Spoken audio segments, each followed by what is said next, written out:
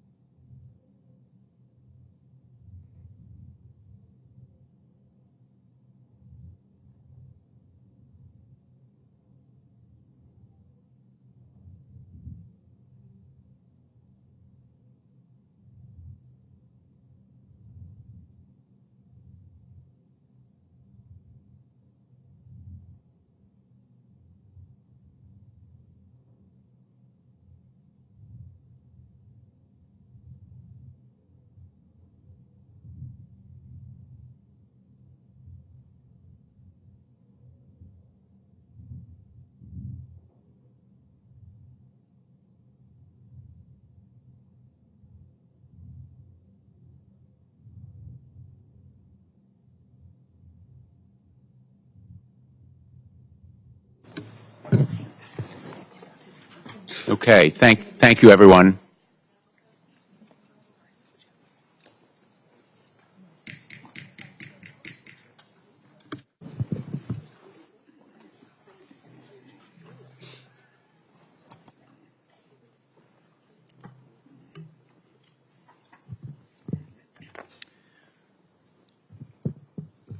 Well, thank you. We are going to go ahead and start this joint hearing, and I want to first begin by welcoming everyone. My name is Robert Garcia, and I'm the ranking member on the House Oversight Committee, and I especially want to thank Senator Blumenthal for his incredible leadership. This is our second joint hearing between our two committees in both, of course, the Senate and the House. And today, of course, we're going to be examining the use of violence in immigration enforcement. And so this is a very important moment for us as a committee, and of course, an important moment for us to understand what is happening across this country. And so we are, of course, excited to be here and understand how important it is for everyone to really understand what's going on at this moment. We're also going to be hearing from a variety of witnesses as well, and we're very grateful to everyone for being here. I want to also just mention that we're going to have members of the Senate as well as members of the House that are be coming in and out to ask questions. And so I want to welcome, of course, our members of the House Oversight Committee. And then, of course, we're going to be having members of the U.S. Senate here as well. I'm going to begin with some opening comments. Then I'm going to turn it over to Senator Blumenthal, who's also going to be introducing two of our first witnesses that are here. We'll be hearing from them in just a minute. Welcome to both of you, of course. And then we'll be going on to questions after the two sets of opening statements. And so we'll go ahead and begin. I want to just note that we're here because the Department of Homeland Security, ICE, and of course, broader agencies across DHS are completely out of control. And because Congress has a responsibility to step in when constitutional rights are being violated. Now, in December, of course, Senator Blumenthal and I convened a hearing to call out the unlawful arrests of U.S. citizens detained by ICE and CBP. And since that time, the violence and the lawlessness has actually escalated. So we're going to continue to hold hearings, and we're going to continue to push back. I want to begin by just showing this chart right here. Now, back in July, Donald Trump and Republicans passed a law that cut hundreds of billions of dollars from health care and food assistance.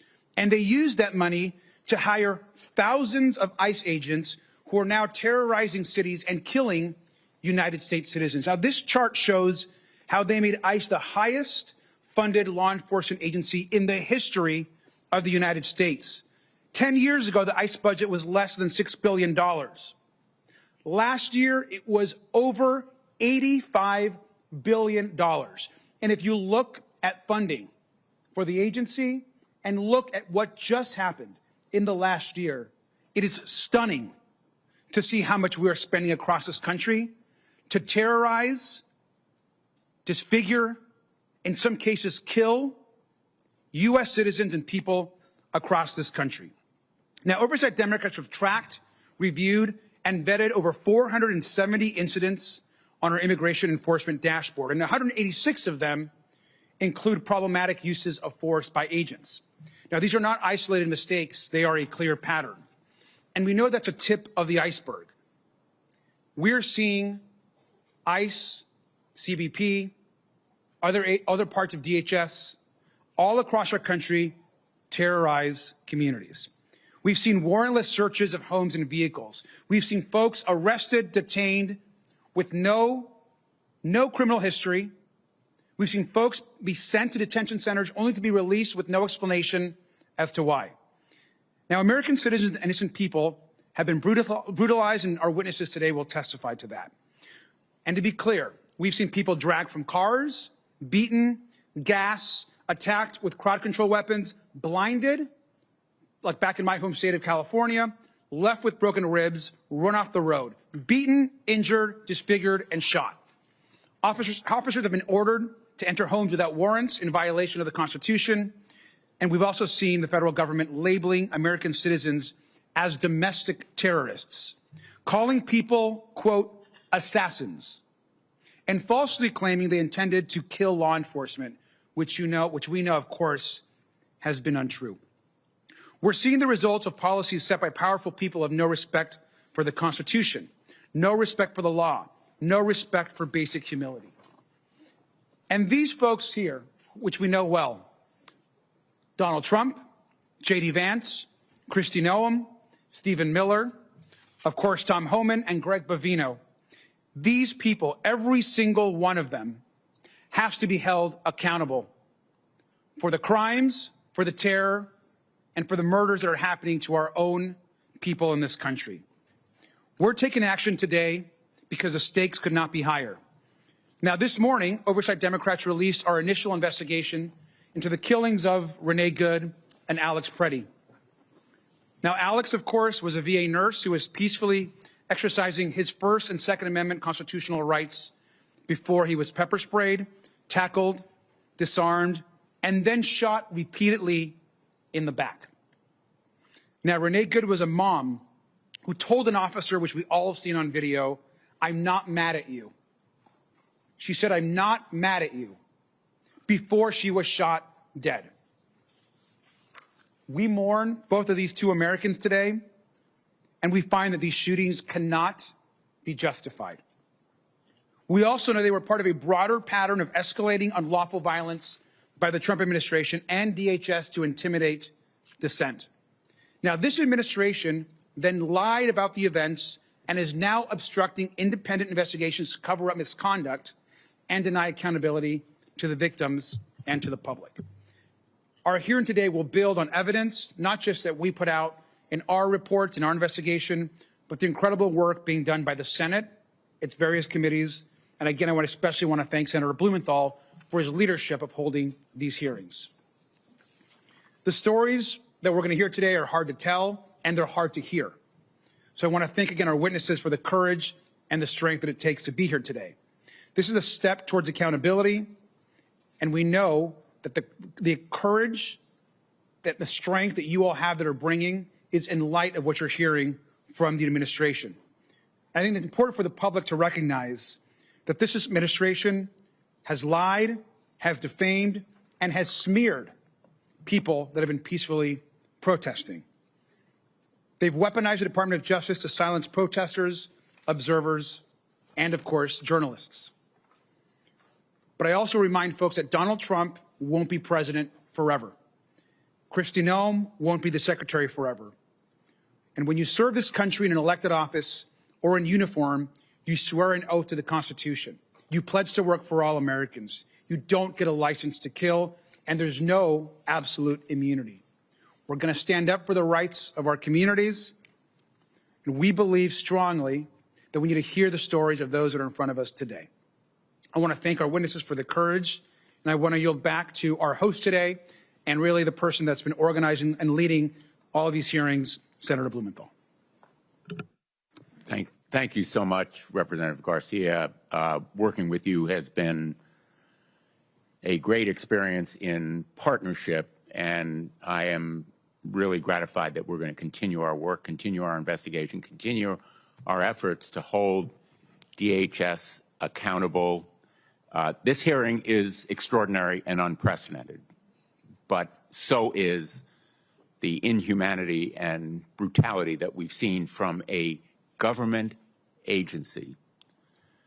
With us today are brave Americans who have come forward to speak truth to power. That phrase is overused, but truly it applies today. With us in spirit are also Renee Good and Alex Preddy, in spirit. They should be here in person, but they were murdered. They were murdered by their own government. They were killed in cold blood. And I can only imagine how painful it must be for you to see that image of your sister, which speaks to your courage, your guts, your grit and determination to be here. And you have won the admiration and gratitude of all of the colleagues here and many others and Americans throughout the country. The witnesses here bear the scars of government lawlessness and DHS brutality, mental scars as well as physical scars. They're here as the face and voice of Alex and Renee and of thousands of others who span the country and who have experienced this inhumanity. And let's be very clear. These stories are not just about Minneapolis. People here from all over the country. These stories span the country. The nation is Minneapolis. We are all Minneapolis. And these stories are a call to action. I was in this room just a few hours ago at a hearing of the Armed Services Committee. I sat on this dais as we heard from witnesses about our national nuclear security in the face of threats from enemies and adversaries abroad who have nuclear weapons. We are here about a matter of national security that is equally important to the one that we heard about this morning. The violence unleashed by the Trump administration against our fellow citizen can touch any American at any time, any one of you who are listening by live stream or C-SPAN or who are hearing and seeing this hearing. Whether you're going to a church clothing drive, to make a donation on your way to a doctor's appointment, or even heading home from dropping your 6-year-old son off at school. Real stories we will hear today. These stories, and far too many others, demand that every one of us stand up against the injustices and demand accountability. The directives underlying this lawlessness come from the top. Those pictures of the leaders that Representative Garcia showed you are ultimately the culprits here. They bear responsibility. They are the ones who issued the quotas for arrests and detention that are driving the brutality. They are the ones who have issued a policy directive, kept secret until a whistleblower came to me, showing that the acting director of ICE is authorizing agents to break down your door, ransack your home, terrify your children, detain and arrest you, as has happened countless times across the country. The top ranks of DHS are more than complicit. They are the driving force behind this brutality, and they should be held accountable.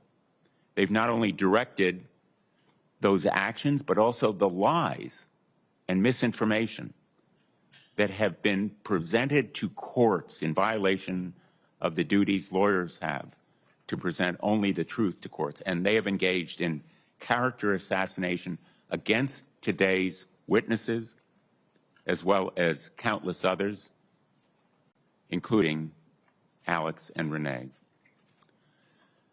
We are at a defining moment. It's a moral moment.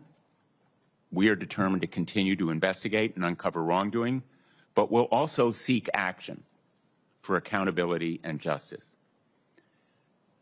My feeling is that we should demand a complete overhaul, a rebuilding of DHS and the agencies that fall here. These reforms should include body cameras and identification on every officer, masks off at all times, rigorous use of force training and policies, independent investigations into acts of violence, and ongoing monitoring of these agents, a police force that has these kinds of systematic failings would be supervised by a monitor. And we've seen it in Connecticut, as my colleagues have seen it in their states around the country. And most important for me, rights of citizens to seek redress, rights of anyone to have recourse in the courts to make sure that agents violating their rights are held accountable. If you go to your local police chief and ask, what are the norms? Every one of the demands that I've listed here is going to be recounted to you, including a right of action on the part of people to seek accountability. It can be done with 4 words.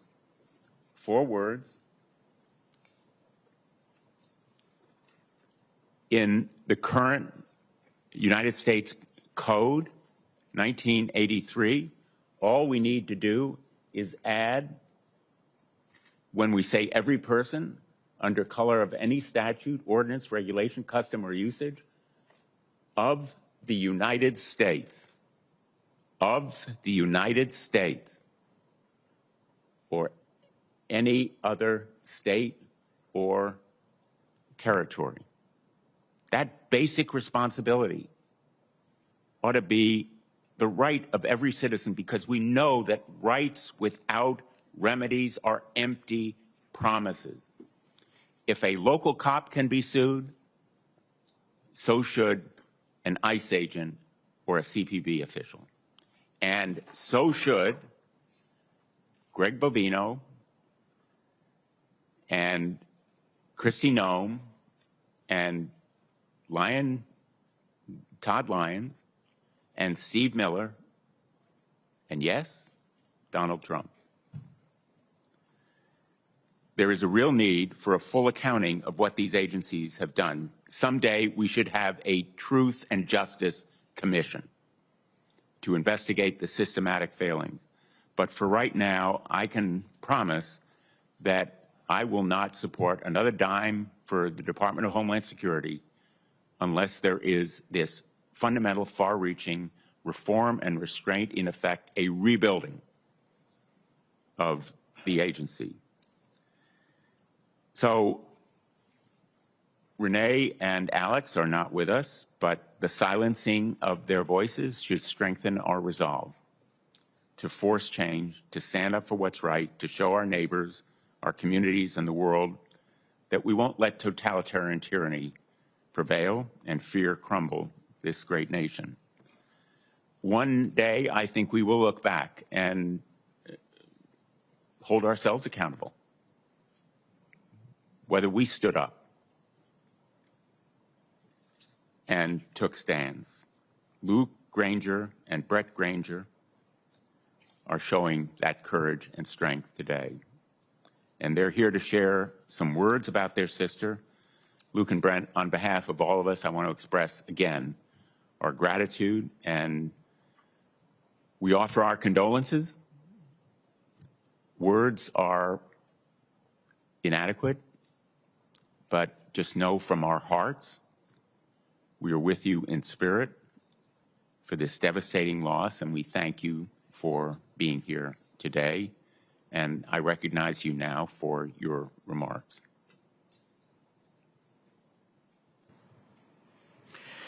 Thank you, Ranking Member Blumenthal and Ranking Member Garcia, and distinguished members of Congress.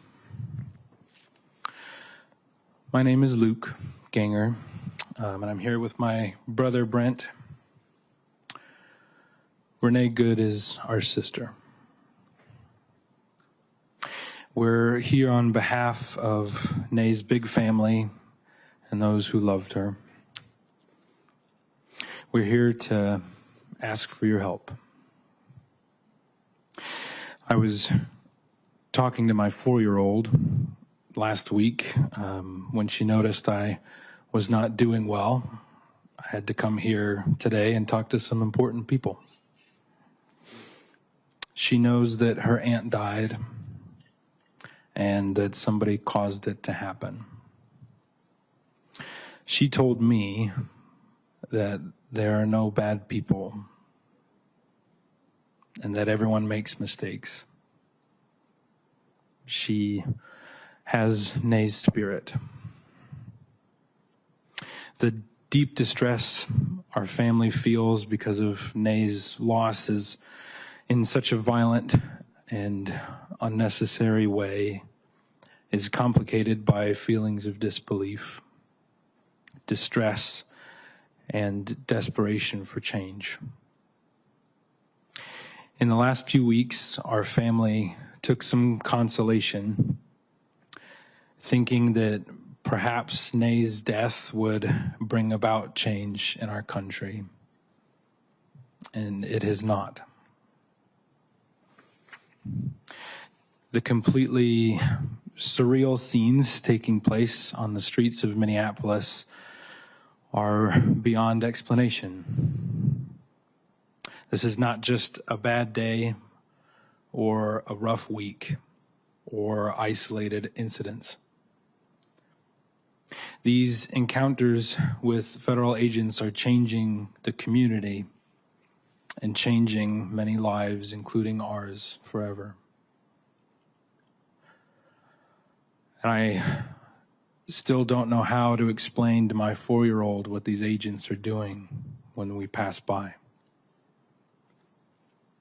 Our family is deeply grateful for the outpouring of love and support from the community in Minneapolis and from people across the country and around the world. The prayers and words of support have truly brought us comfort, and it is meaningful that these sentiments have come from people of all colors, faiths, and ideals.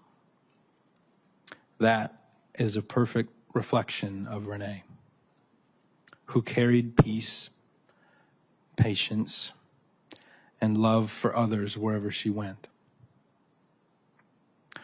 Our family is a very American blend. We vote differently, and we rarely completely agree on the finer details of what it means to be a citizen of this country. We attend various churches and some not at all. And despite those differences, we have always treated each other with love and respect. And we've gotten even closer during this very divided time in our country.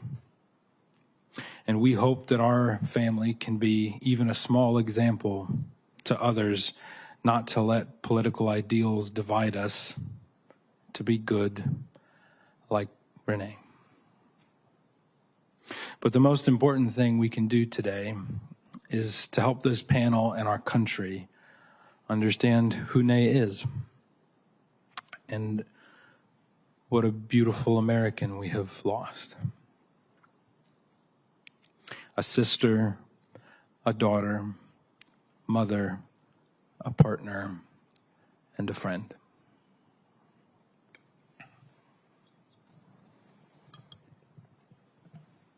Good afternoon.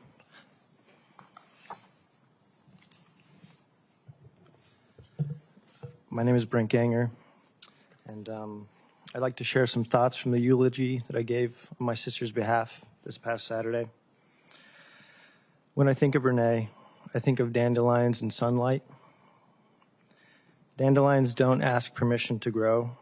They push through cracks in the sidewalk, through hard soil, through places where you don't expect beauty, and suddenly there they are, bright, alive. Unapologetically hopeful. That was Renee. And sunlight, warm, steady, life-giving, because when she walked in a room, things felt lighter, even on cloudy days. Renee had a way of showing up in the world that made you believe things were going to be okay. Not because she ignored the hardship, but because she chose optimism anyway. She chose to look for what was good, what was possible, and what was worth loving. Nene loved fiercely, openly, and without hesitation. As a mother, Renee poured herself into love. The kind of love that shows up every day, that sacrifices quietly, that cheers loudly, that believes deeply. Her children were and are her heart.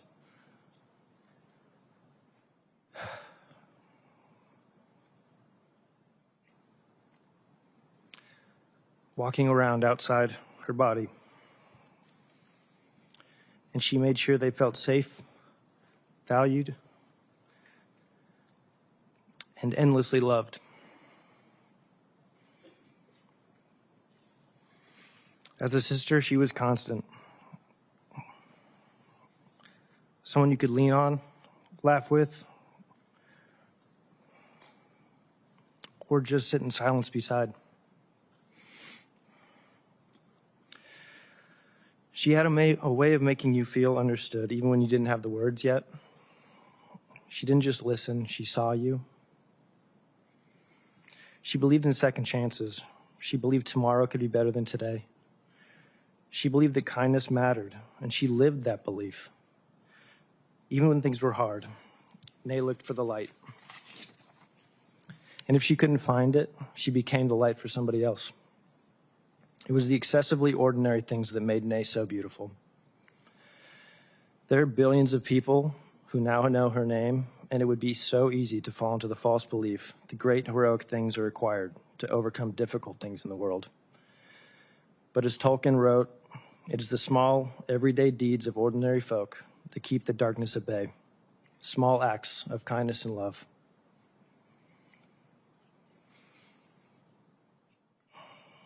That's why the image of dandelions feels so right. People try to pull them up, overlook them, dismiss them, but they keep coming back, stronger, brighter, spreading seeds of hope everywhere they land. Renee planted those seeds in all of us. In her children,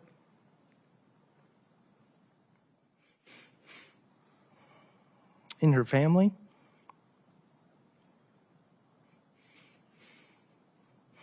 in friends, coworkers, and people who maybe didn't even realize they needed her light at the time. And sunlight. Sunlight doesn't ask for recognition. It just gives. It warms, it nurtures, it helps things grow. Renee did that for us. She helped us grow. She helped us believe in ourselves. She helped us see the good, even when life felt heavy. Renee is not gone from us. She's in the light that finds us on hard days. She's in the resilience we didn't know we had until we needed it. She's in the laughter, the memories, the love that continues to grow. Like dandelions, like sunlight, and like Renee. Thank you. Thank you. Thank you, Brent and Luke, for that really powerful appeal to the nation's conscience. And I hope to our colleagues on both sides of the aisle, and I hope that all of our colleagues will join in seeking the action that you just described that is so important, not just as a tribute to your sister, but as a way to prevent the kind of lawless brutality that caused her death, literally murder. So thank you for being here today. We are going to now have the second panel come forward and excuse the first.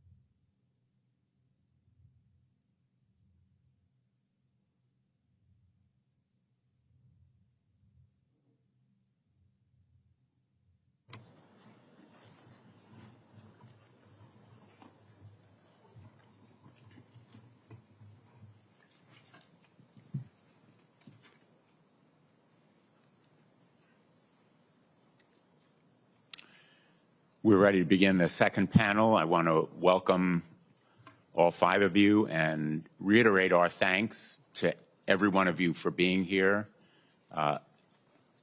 Everything that I said about Brent and Luke could apply to every one of you. Your courage and your strength enable us to move forward, to seek action, to appeal to the conscience of our country. We're fortunate to be joined today by Antonio Ramanucci. Mr. Ramanucci is an attorney representing the family of Renee Nicole Good. He has extensive experience representing victims of policy violence, including the family of George Floyd. Marie Martinez is an American citizen, resident of Chicago. She is here to share her experience of being shot 5 times by Customs and Border Protection agents in Chicago this past October. Alia Rahman is an American citizen and resident of Minneapolis. She is here to share her story of being violently stopped and detained by immigration agents while on her way to a doctor's appointment just 3 weeks ago. Martin Daniel Rasone, known as Daniel, I believe. He is an American citizen and resident of San Bernardino, California. Mr. Rasone is here to share his story of being shot at, by an immigration agent while traveling in a vehicle with family members last year. Finally, on our panel, Steph Stoughton. He is a former police officer and professor at the University of South Carolina School of Law, where he is faculty director of Excellence in Policing and Public Safety.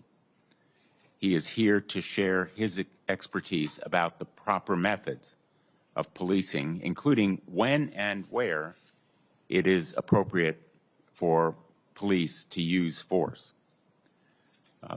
Mr. Ramanucci, we'll begin with your testimony. Ranking Member Blumenthal, Ranking Member Garcia, and distinguished members of Congress. My name is Antonio Ramanucci, and I am a civil rights and tort litigation attorney with the deep honor of representing the Renee Good family for her tragic shooting death by federal agents in Minneapolis. I have handled excessive force cases across the country for decades. My colleagues and I are deeply distressed at these invasions onto fellow Americans' civil rights by our own government that have gone well beyond the initial scope of removing criminals. The occupation by ICE and CBP in our cities is way beyond their mission, leading to unnecessary provocation that causes needless harm and death. These operations in multiple states have routinely and consistently included violations of the Constitution. We call for an immediate end of false narratives by federal officials about the victims of excessive force.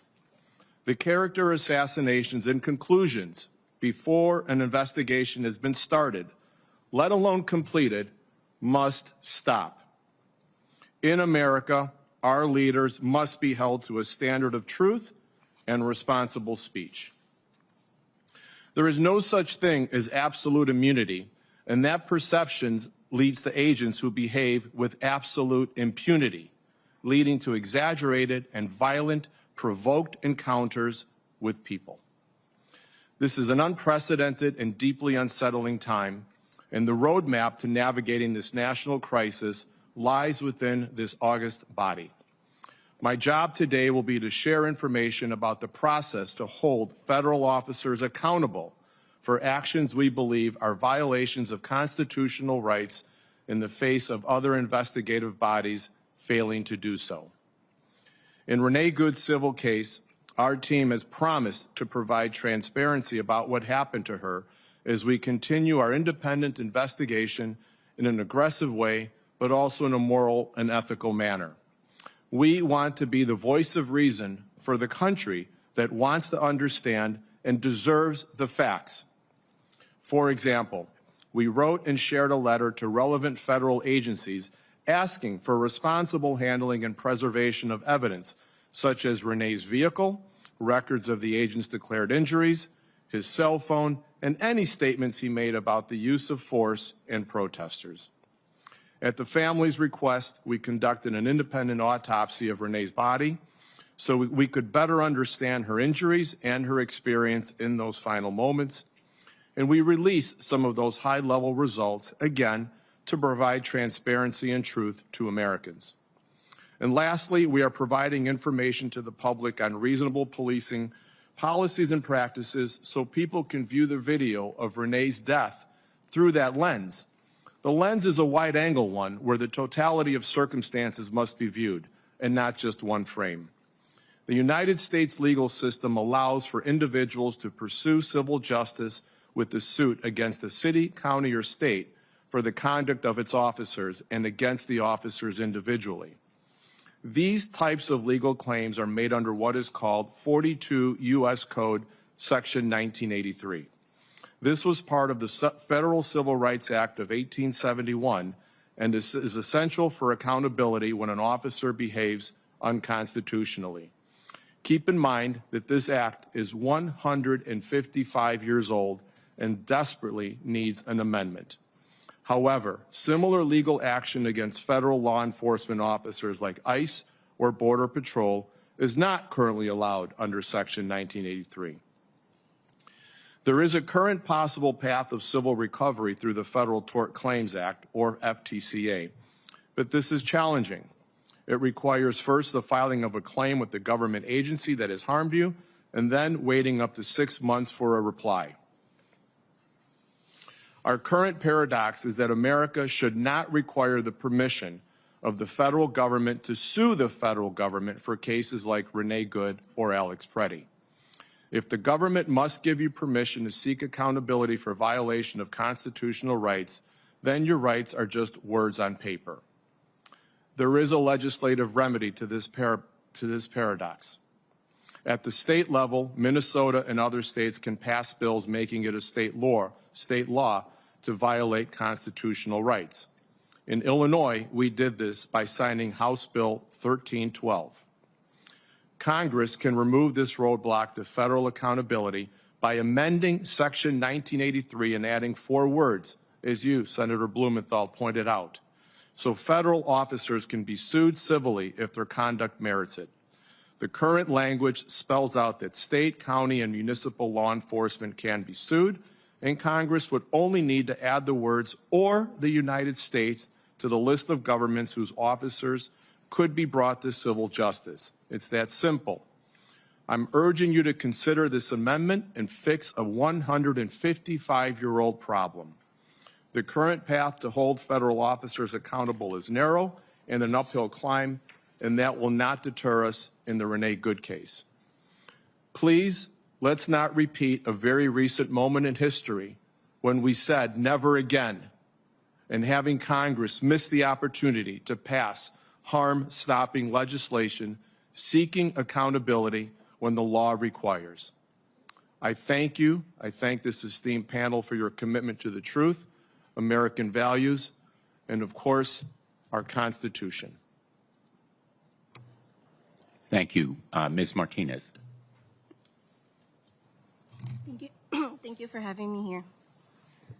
Before I begin, I would like to take a moment to express my gratitude. Thank you, Chairman, for giving me the opportunity to be here today, for taking the time to hear my testimony.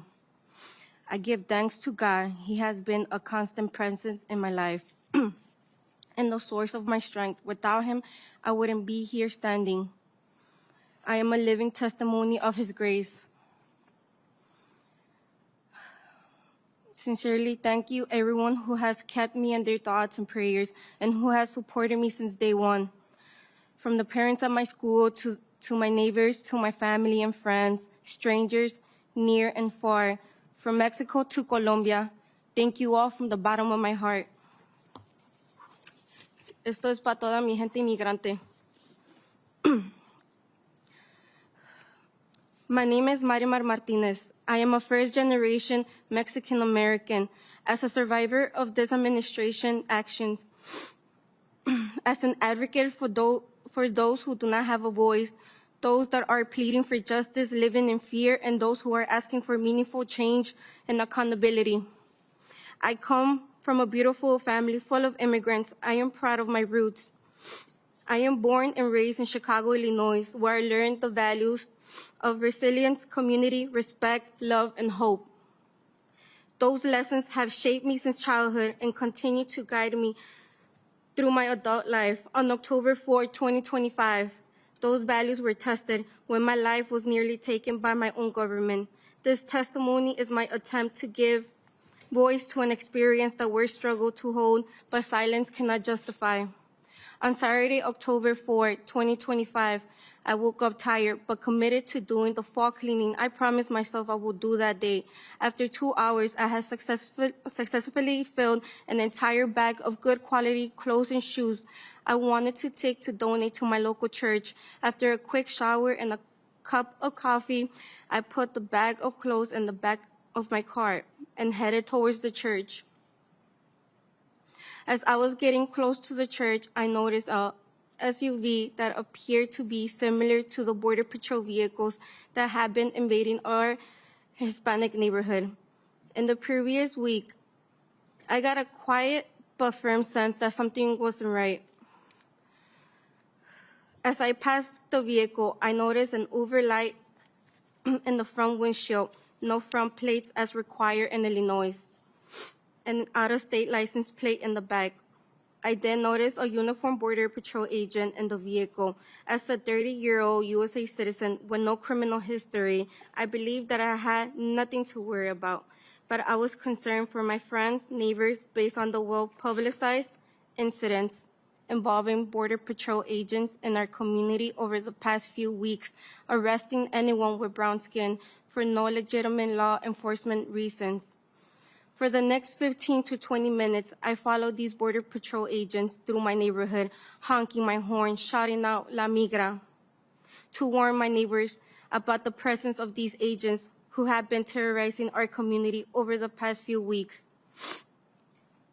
As I did this, my neighbors standing on the porches and sidewalks joined in on this spontaneous life alert system and began setting off their car alarms to warn other neighbors. As the Border Patrol vehicle turned on Kedzie Avenue, I continued to beat my horn and warn my community. As we approached the intersection of 39th and Kedzie, my vehicle was 2 to 3 feet to the left of the Border Patrol vehicle. He started to swerve into my lane as he was driving. I made eye contact with the driver of the Border Patrol vehicle and watched as he turned the steering wheel once again to his left and sideswept my vehicle. I immediately froze, slammed on the brakes, and stopped my car.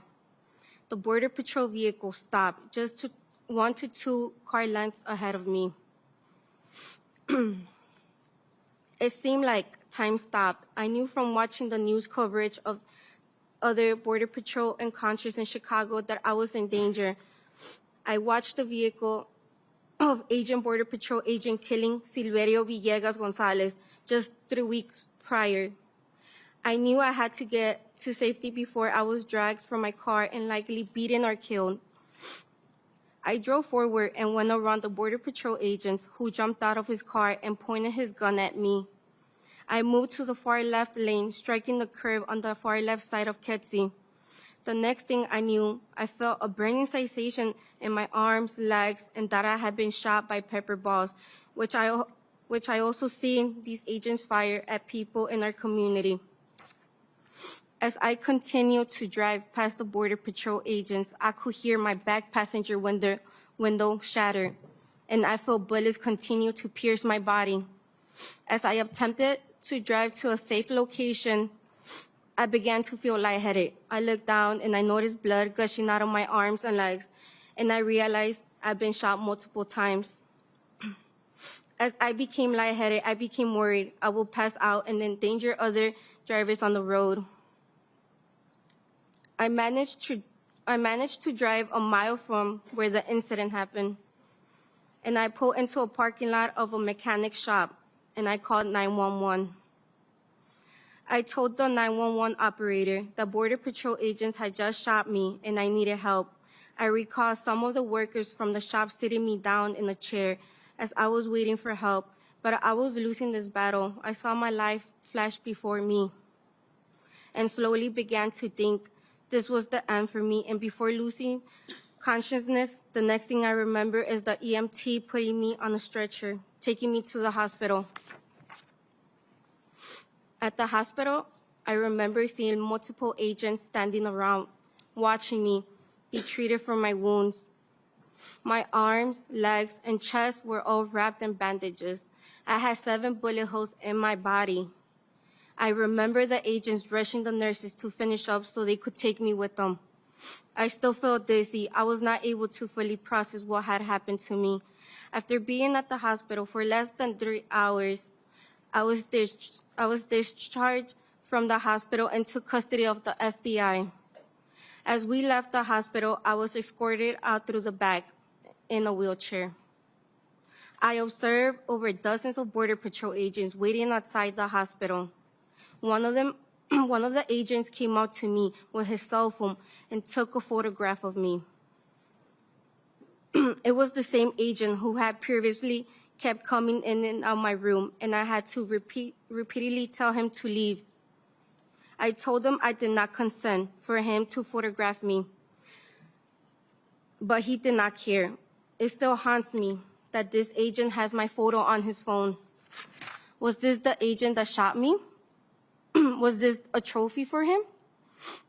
I was next taken to the FBI building for further processing because they rushed me out of the hospital so quickly the blood started soaking through the bandages. I heard the agents talking about how the jail will not accept me in this current condition. I begged the agents to take me to a different hospital to give me proper medical care. Seeing me stand in a pool of my own blood, they were concerned about my health. One of the kind FBI agents brought a bag of additional bandages and worked quickly to pour more dressings over my bloody bandages. The FBI agents agreed to take me to a different hospital where my wounds were treated again, and I received additional medical care before being released back into law enforcement. Before being released back to law enforcement custody the following day. The agents took me from the second hospital to the federal detention center in downtown Chicago. I had never even had a parking ticket before, and now I was sitting in federal detention center just for being the victim in a minor traffic accident. Things were surreal. The news in the jail that evening had my story and was being called a domestic terrorist.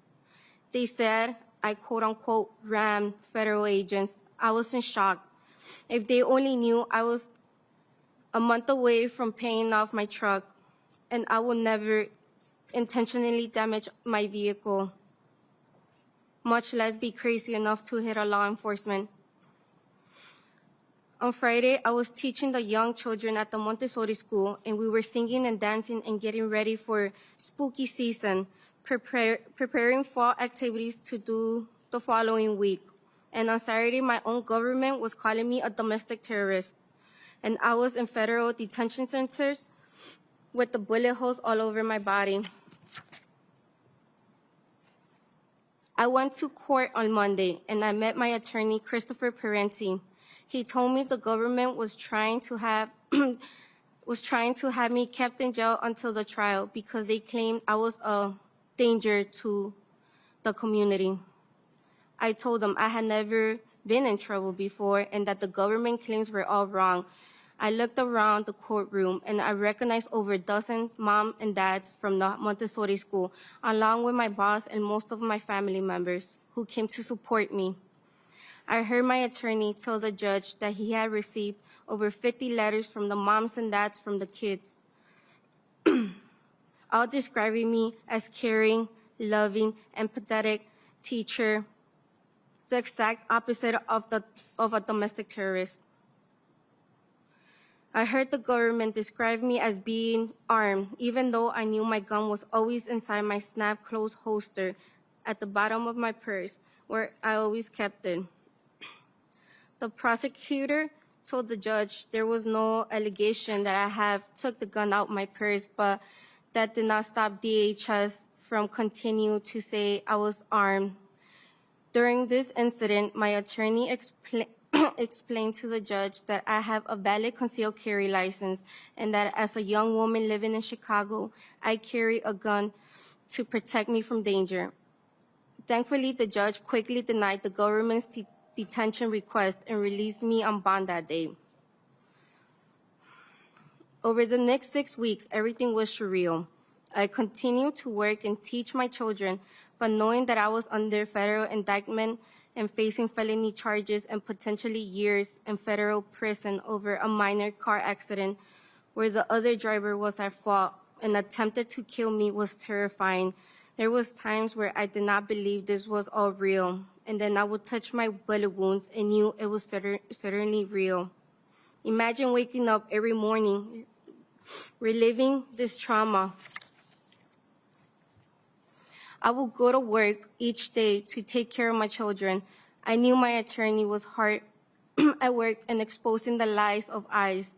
I knew the truth of what happened. The agent swerved into me. The agent shot me as I drove away from him. My attorney and his investigators found videos, evidence demonstrating the agents were lying. And I knew that no press release or tweet could ever trump the power of the truth. 2 weeks before the government dismissed all the charges in my case, I sat in federal court and watched from 20 feet away as the Border Patrol agent who attempted to kill me testified at a hearing. Agent Charles Exum.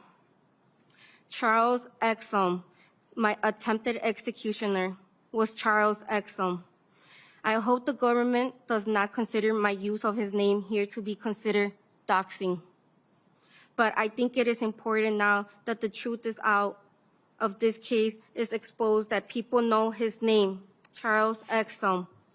Exum was in the courtroom testifying, attempting to weave a coherent story explaining why he took his vehicle that I allegedly rammed out of the secure FBI evidence garage and drove it back to Maine, where the Border Patrol on-site mechanic was ordered to buff out the damages of the vehicle. This was all done prior to me or my attorney having the ability to examine the vehicle. Because he did this, no expert witness will ever be able to prove that it was Exum who swerved into my vehicle. Watching Charles Exum testify made me sick to my stomach. I grew up revering law enforcement. Prior to this incident, I had great respect for local and federal law enforcement. I knew every day they put their lives on the lines to keep me safe, to keep the kids at my school safe. And I thought to keep everyone in our community safe. But seeing what ICE was doing in our community at this time changed my view of law enforcement.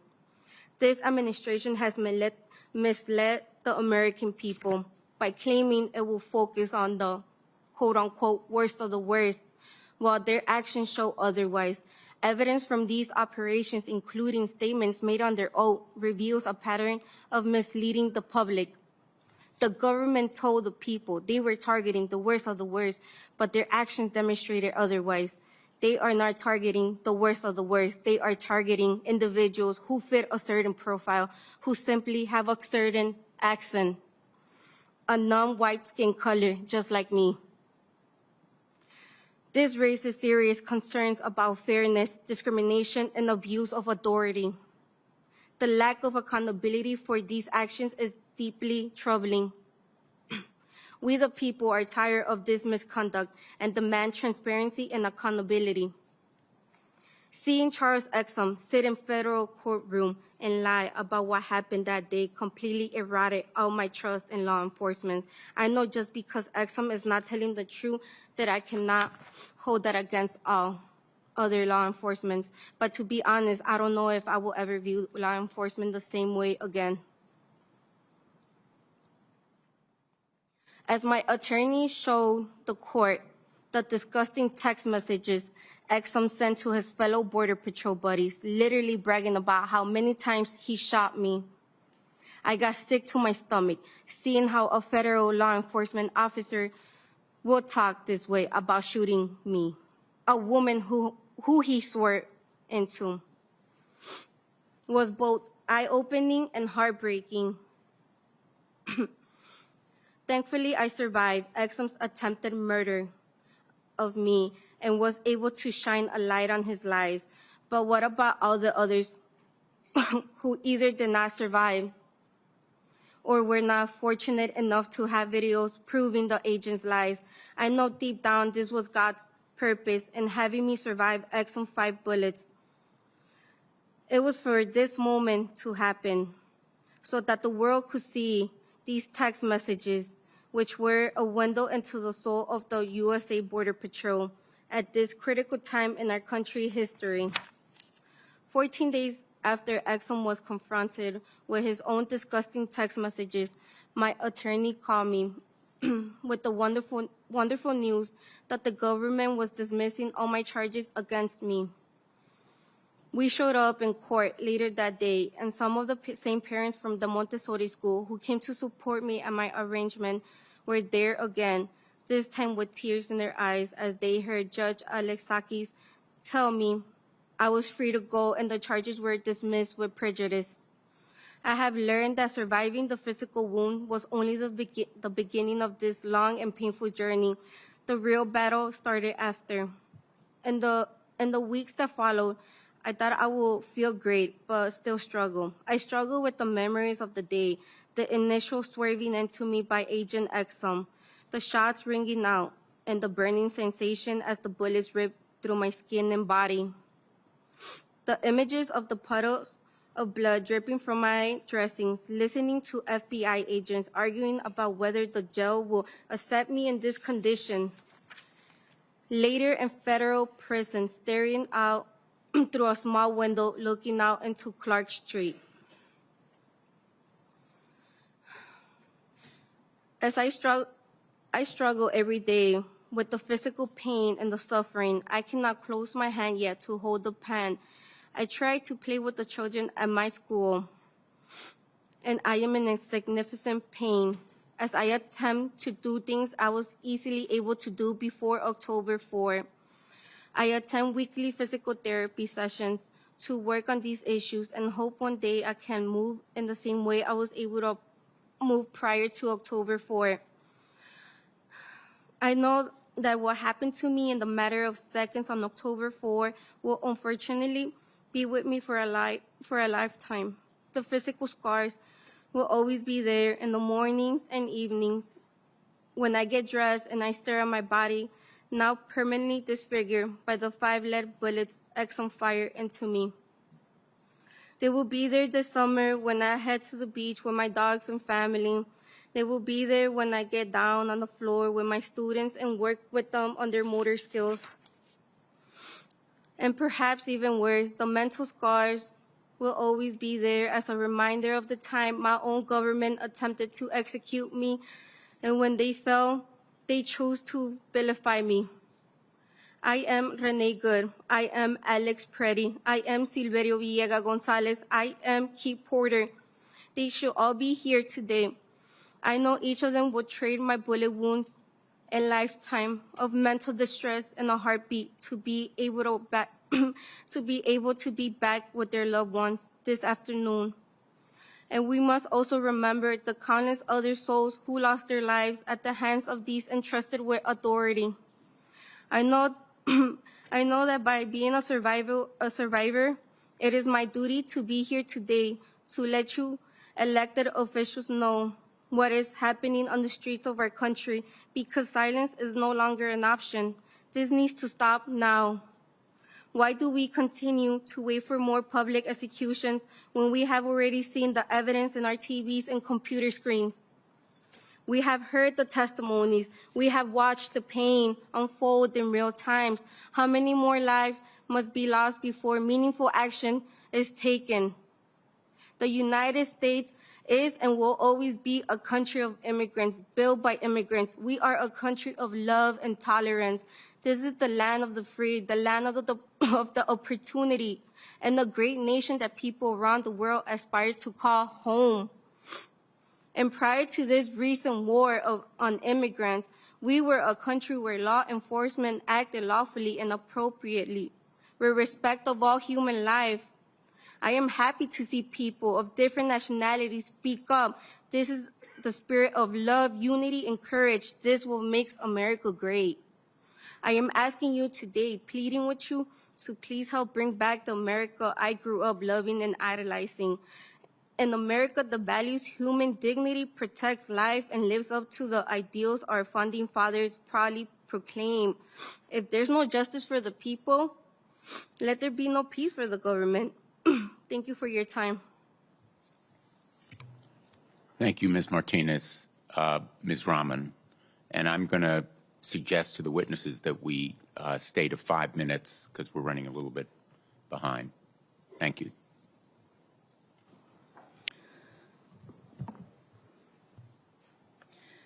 Thank you, members, for taking time to be here today, and thank you, staff, for making this happen.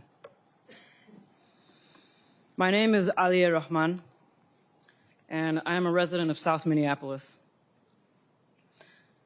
I'm a Bangladeshi American, born in northern Wisconsin, and I'm a disabled person with autism and a traumatic brain injury. Not all autistic brains do this, but mine fixates on sounds, numbers, and patterns. And while what the world saw happen to me exactly 3 weeks ago today on video was a terrible violation, it is still nothing compared to the horrific practices I saw inside the Whipple Center.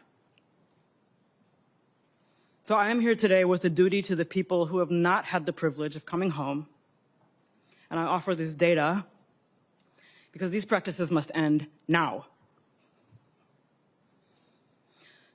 On January 13th, on the way to my 39th appointment at Hennepin County's Traumatic Brain Injury Center, I encountered a traffic jam caused by ICE vehicles and no signs indicating how to get around it. I had not wanted to pull into a blocked, chaotic intersection, but verbally agreed to do so and rolled down my window after an agent yelled, "Move! I will break your effing window!" His first instruction. Agents on all sides of my vehicle yelled conflicting threats and instructions that I could not process while watching for pedestrians. Then the glass of the passenger side window flew across my face. I yelled, "I'm disabled," at the hands grabbing at me, and an agent said, "Too late." I felt immersed in a pattern, and I thought of Genoa Donald, an autistic black man killed by police during a traffic stop in 2021. I remembered Mr. Sliberio Gonzalez, who was killed by ICE in his vehicle last year. An agent pulled a large combat knife in front of my face, which I thought was for cutting me, and later learned was used to cut off my seatbelt. Shooting pain went through my head, neck, and wrists when I hit the ground face first and people leaned on my back. I felt the pattern, and I thought of Mr. George Floyd, who was killed 4 blocks away. I was carried face down through the street by my cuffed arms and legs while yelling that I had a brain injury and was disabled. I now cannot lift my arms normally. I was never asked for ID, never told I was under arrest, never read my rights, and never charged with a crime. Approaching the Whipple Center, I saw black and brown bodies shackled together, chained together, being marched by yelling agents outdoors. I continue to hear the word bodies because that is how agents refer to us. We're bringing in a body. They're bringing in bodies, 7, 8 at a time. Where do I put them? We can't use that room. There's already a body in there. You have no reason to believe you will make it out alive if you are already being called a body. Agents repeatedly had to stop and ask how to do tasks. I received no medical screening, phone call, or access to a lawyer. I was denied a communication navigator when my speech began to slur. Agents laughed as I tried to immobilize my own neck. I asked for my cane and was told no, pulled up my arms and prodded forward in leg irons by agents laughing and saying, "Walk, you can do it, walk." Agents did not know if the facility had a wheelchair. When I was finally placed in one to be taken to interrogation, an agent taunted, "You were driving, right? So your legs do work." I pleaded for emergency medical care for over an hour after my vision had become blurry, my heart rate went through the roof, and the pain in my neck and head became unbearable. It was denied. When I became unable to speak, my cellmate pleaded for me. The last sounds I remember before I blacked out on the cell floor were my cellmate banging on the door, pleading for a medic, and a voice outside saying, "We don't want to step on ICE's toes." When I opened my eyes at Hennepin County's emergency room, I learned I was brought there to be treated for assault. The impacts of DHS detention on my physical, mental, and financial well-being and safety have been very severe, but I do not deserve more humane treatment than anyone else, U.S. citizen or not. And I am here today with a strong spirit and a duty to the many people who haven't had the privilege to tell their stories or see their loved ones come home. I am extremely distressed by the pattern that violence from law enforcement has been happening to Black and Indigenous communities for centuries and to DHS survivors for over 20 years. We call ourselves a civilized nation, but we lack rules and accountability around what a person claiming to be law enforcement is permitted to do to another human being. I am not afraid, and I'm not afraid to keep working on this problem even after ICE is gone. Thank you for your time. Thank you, Ms. Rahman. Mr. Rasone. Hello. Hello. Good afternoon. And thank you for allowing our story to be heard. I am Daniel Rascon, a 23-year-old U.S. citizen from SoCal. I'm the eldest of 3 brothers and father to a nearly 3-week-old baby girl. I operate a forklift for work and currently have my CDLA license and dental assisting certification. I'm no celebrity, but I am loved by many in my community, and there are many that I love and I'm thankful for. The morning of August 16th, 2025, would quickly become unforgettable, especially because my future father-in-law, Francisco Longoria, wanted me to run an errand with him and his son, Jonathan, when all I really wanted to do was just sleep in. We took Jonathan's truck with him sitting in the passenger seat, Francisco driving, and me sitting behind Francisco, when we were just 2 minutes away from home. At 8:49 a.m., 2 unmarked trucks suddenly boxed in our car. I had been looking down at my phone, but when our car abruptly stopped, I looked up thinking we must be at a red light or in a traffic jam. But to my surprise, I was instead met with four men in face masks, sunglasses, and baseball caps, and guns drawn, pointing straight at us, walking towards our car. These 4 men then tried forcing their way into our car by pulling on the handles, pounding on the windows, and yelling at us to roll down the windows, all while failing to answer our repeated requests for their identification and what they wanted. I did not know who these men were. They were refusing to identify themselves, and the only thing I felt I could do I could control was capturing this event by recording it on my cell phone. There were 2 men on either side of the car, and they were not wearing any uniform. I could not tell who these men surrounding our car with guns were. We again asked them to show identification and why they were approaching us with so much aggression.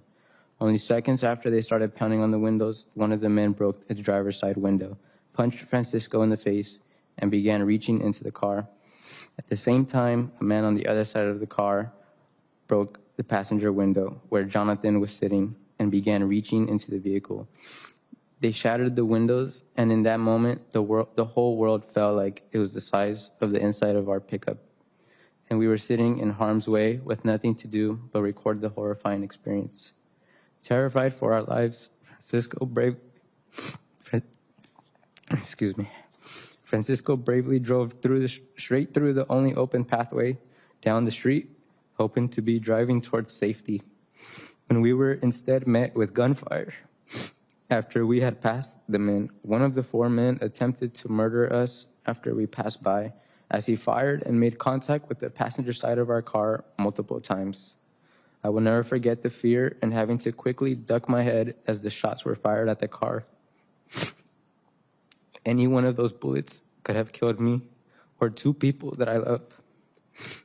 We narrowly escaped as pieces of glass fell on our heads as we drove down the bumpy road. 3 minutes changed our lives forever. The incident began at 8:49 a.m. and we were home by 8:52 a.m. We left home that morning with the truck in good condition, but we returned home with the,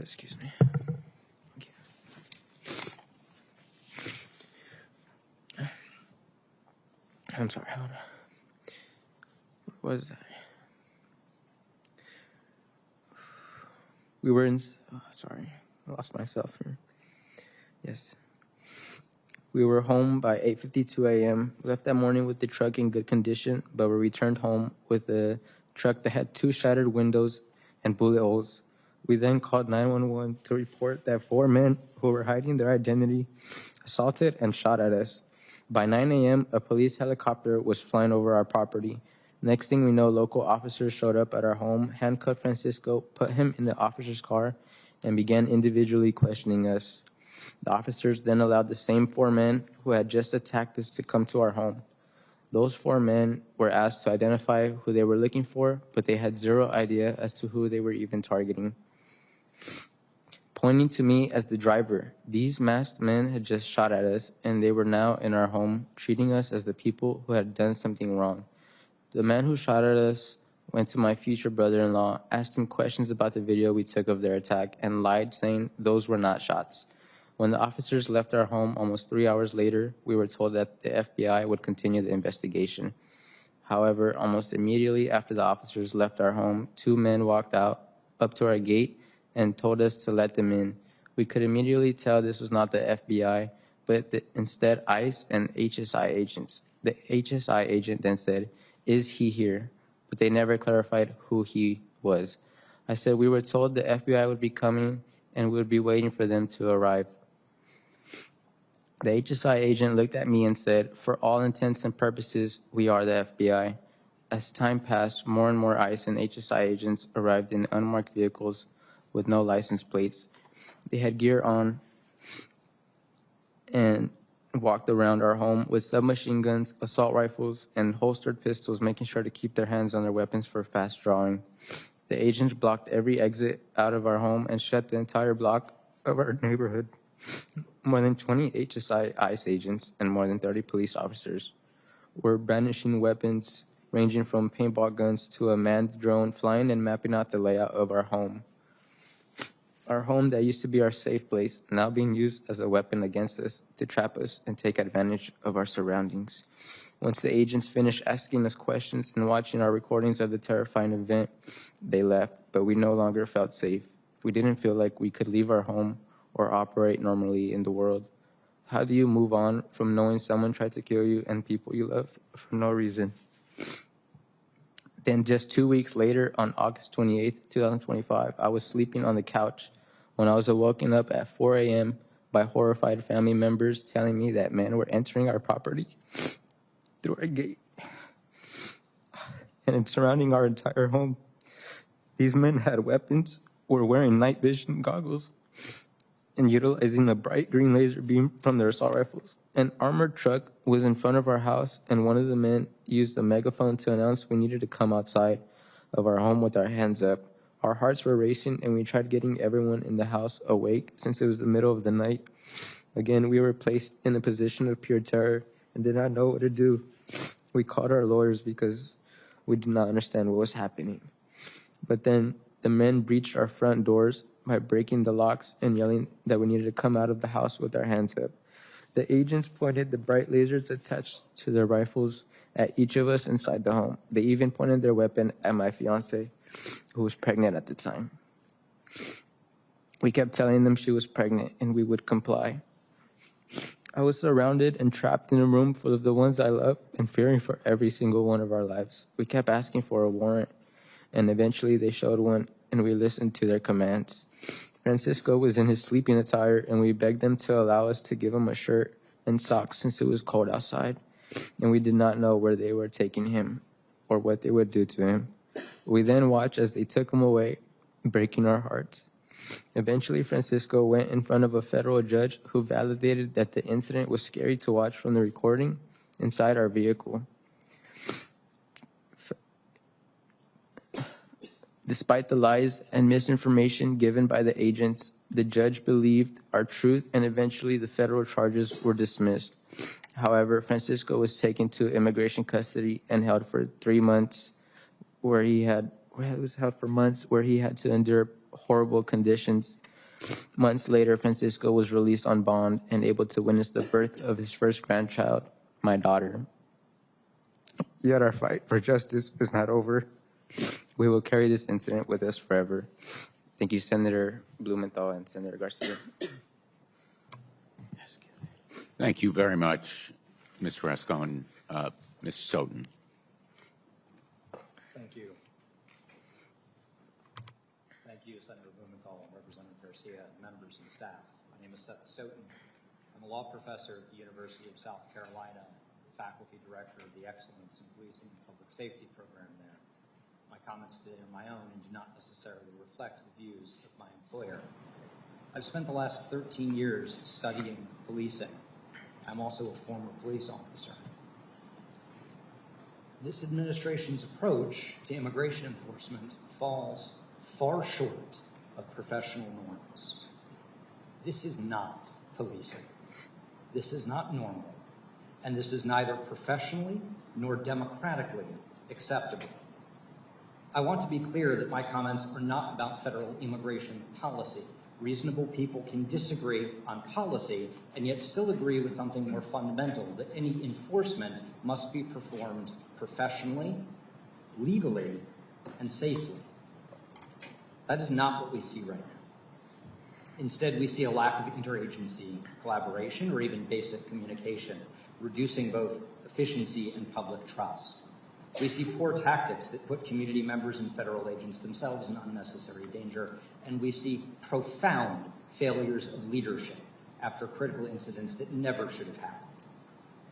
With regard to interagency collaboration, federal law enforcement has partnered with state and local agencies for generations. Highly targeted police efforts have long been known to be the most effective approach to enforcement, but they depend heavily on local knowledge, relationships, and expertise that federal agents lack. Today, we see federal immigration authorities simply ignoring established channels of communication, demanding state and local agencies blindly comply with federal priorities in contravention of basic tenets of federalism. We see federal immigration authorities sending in agents who appear to have no connection with, insight into, or even basic concern for the communities they are in. Having deprived themselves of a scalpel, federal officials have fallen back on the hammer, using dragnet-style enforcement tactics that are demonstrably overbroad. According to government data, more than half of ICE detainees have no criminal record, and only a very small percentage have been convicted of any violent crimes. We see similar departures from established professional norms when it comes to what immigration officials are doing in the field. Professional policing depends on clear identification, including uniforms, badges, and, in most cases, Visible faces, thank you. That reduces the risk of tragic misidentification, both blue-on-blue shootings and defensive violence by confused citizens. By contrast, recent federal operations have involved officers in plainclothes and masks, sometimes refusing to identify themselves even when asked, leading to dangerous confusion. Among other things, local officers have responded to kidnapping and shooting in progress calls. In one incident, a local officer drew his weapon on a motorist that he saw pointing a gun at someone else, only to later learn that that motorist was an ICE agent. Professional policing also depends on sound tactics to keep officers and community members safe. This includes, among other things, attempting to de-escalate passively non-compliant subjects, such as those who fail to exit their vehicles when initially commanded to do so. But we see federal agents rushing vehicles, prying on door handles, and breaking windows within seconds of initiating an encounter. This is substantially more likely to scare a non-compliant subject into actively attempting to escape a potential assault. Good tactics include preemptively avoiding the risk of being struck by a vehicle by not stepping in front of vehicles. But we see federal agents taking and maintaining positions in front of vehicles. Good tactics include not shooting at moving vehicles, a practice professional policing has constrained for decades, both because it is unlikely to actually stop the vehicle from moving and it can create an unguided missile. There have been at least 10 instances of federal immigration officials doing exactly that in the past few months. We've also seen uses of force that appear on their face to be deeply problematic or simply outright excessive. An agent in Cicero, Illinois, deploying pepper spray into the window of a moving vehicle with a toddler inside. An agent in Chicago who, from a position on a nearby roof, shot a minister who was standing on the sidewalk below in the head with pepper balls. And agents in Minneapolis, New York, Los Angeles, and elsewhere shoving people to the ground, including some people who appear to have no idea that they are even being approached by agents, to say nothing of the stories you've already heard from other witnesses today. When the actions of a law enforcement officer results in a loss of life, as we've seen most recently with the killings of Renee Good and Alex Preddy, professional policing should follow a disciplined protocol. Conduct a thorough investigation while sharing what is known, identifying what is unknown, and avoiding speculation. Competent leaders know that premature narratives can contaminate investigations and corrode trust. But we've seen senior officials issue definitive, exonerating conclusions within hours of an incident, far sooner than would be possible with any careful inquiry. We've also seen public claims about absolute immunity that are legally incorrect. These statements signal that any oversight is purely performative, that accountability and outcomes are preordained. More troublingly, we've seen traditional accountability mechanisms sidelined in ways that repeatedly prompted resignations by experienced attorneys and investigating agents. This is an extraordinary warning sign that critical safeguards are being bypassed or weakened. We are in the terrifying position of seeing federal agencies unwilling or unable to conduct the kind of thorough, meticulous investigations that these incidents demand, or even denying that any investigation is necessary, when we can plainly see that it is. Abandoning these long-standing principles, threatening state and local officials, sidelining highly experienced and deeply dedicated public servants, precluding accountability by actively inhibiting any meaningful review, these are not normal decisions. History suggests that these are the hallmarks of authoritarianism. These deviations from long-standing professional norms should be deeply concerning.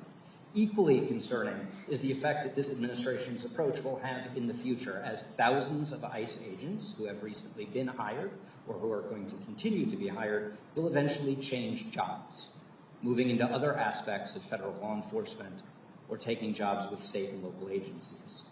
What we're seeing right now is not normal, but if it is not addressed, it will become normal.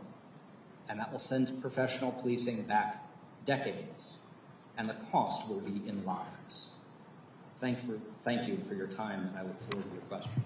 Thank you, Professor Stoughton. I'm going to turn to Representative Garcia. He will ask the first round, then we'll go back and forth between the House and the Senate. I want to express my appreciation for the tremendous turnout that we have today. We're going to have 4-minute rounds because we have so many people and we have limited amounts of time.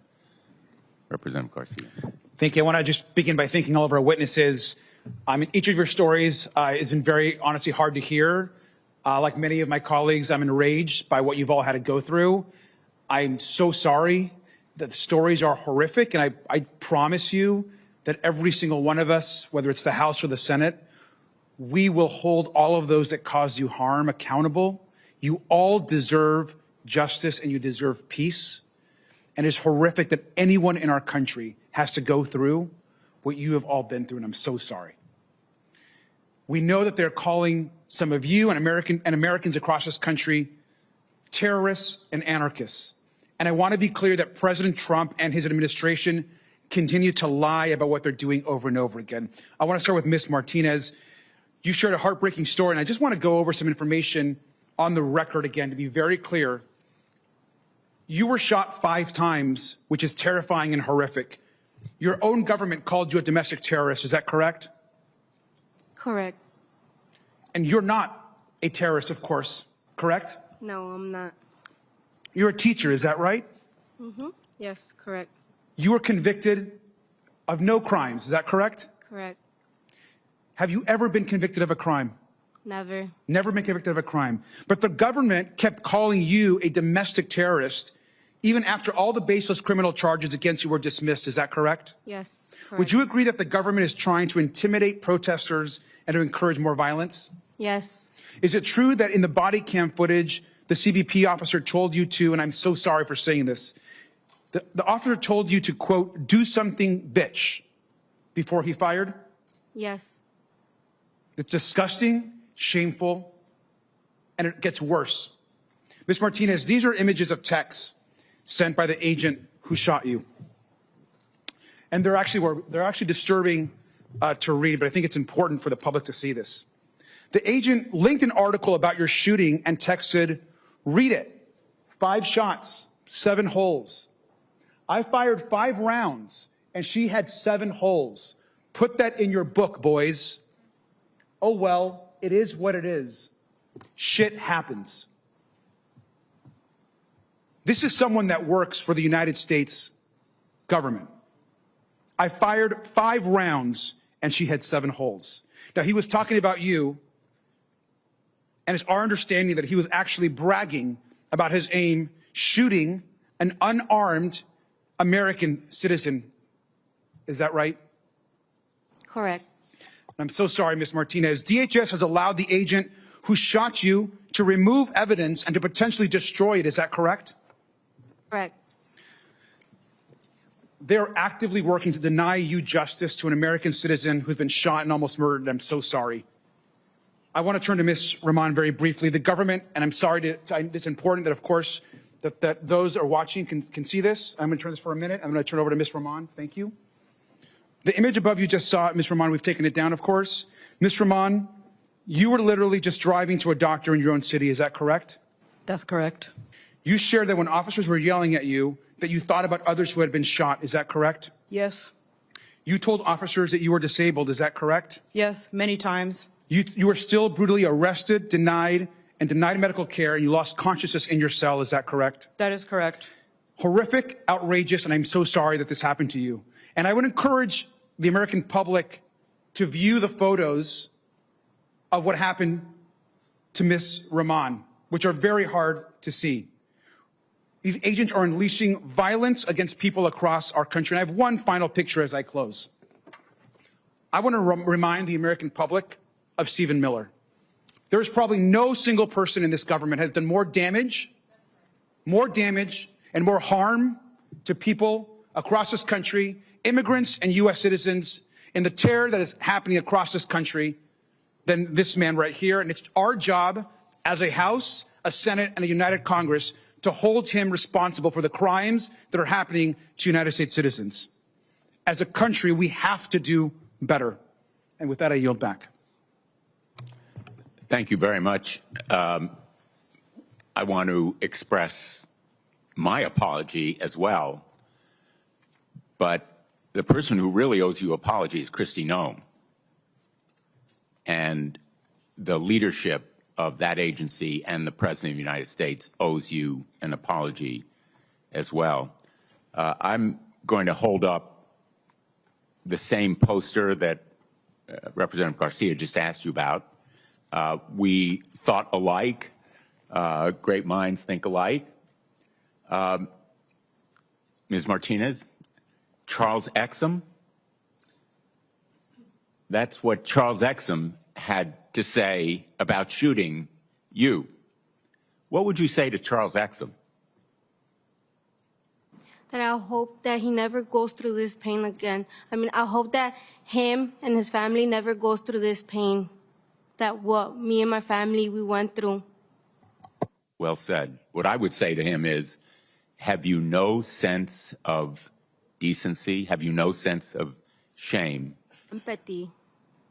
And I would say the same to Kristi Noem and to all at DHS responsible. Because what this poster shows is that those DHS agents made our streets less safe. ICE and CBP are making our neighborhoods less safe. If an agent of the United States government can shoot you, literally shoot you, cause you almost to bleed to death, and feel this kind of callousness and cruelty, there is a need to change the training, the recruiting, the structure, completely overhaul, rebuild from the bottom up, and house clean from the top down. And I think you really summarized it best in the testimony I just heard. What about all the others? I'm quoting you. What about all the others who did not survive or were not fortunate enough to have videos proving that the agent lied?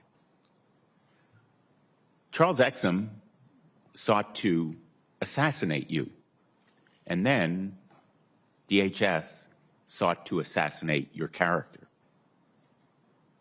That is unconscionable and intolerable. Mr. Rascom, how do you feel now about what happened to you? I gather the emotions are still with you. Yes, sir, they are. I feel like I still look over my shoulder, and so does the rest of my family. And it's tough to relive the situation and think about it on the daily because our fight is not over. I would like to ask you, Ms. Rahman, because your outrage and your anger was so powerful, whether you would endorse the kind of remedies that would enable you to bring a lawsuit against the agents who so brutally abused you. Yes, this is a solvable problem. I'm very angry that it's not being solved. And Ms. Martinez, would you want to seek justice and accountability? I do. Mr. Rascom? Yes, sir, I do. And just finally, I'd like to ask this entire panel, all the United States citizens here, please raise your hand. Thank you, and thank you for being here. I think I want to call Representative Krishnamurthy, please, for his 4 minutes.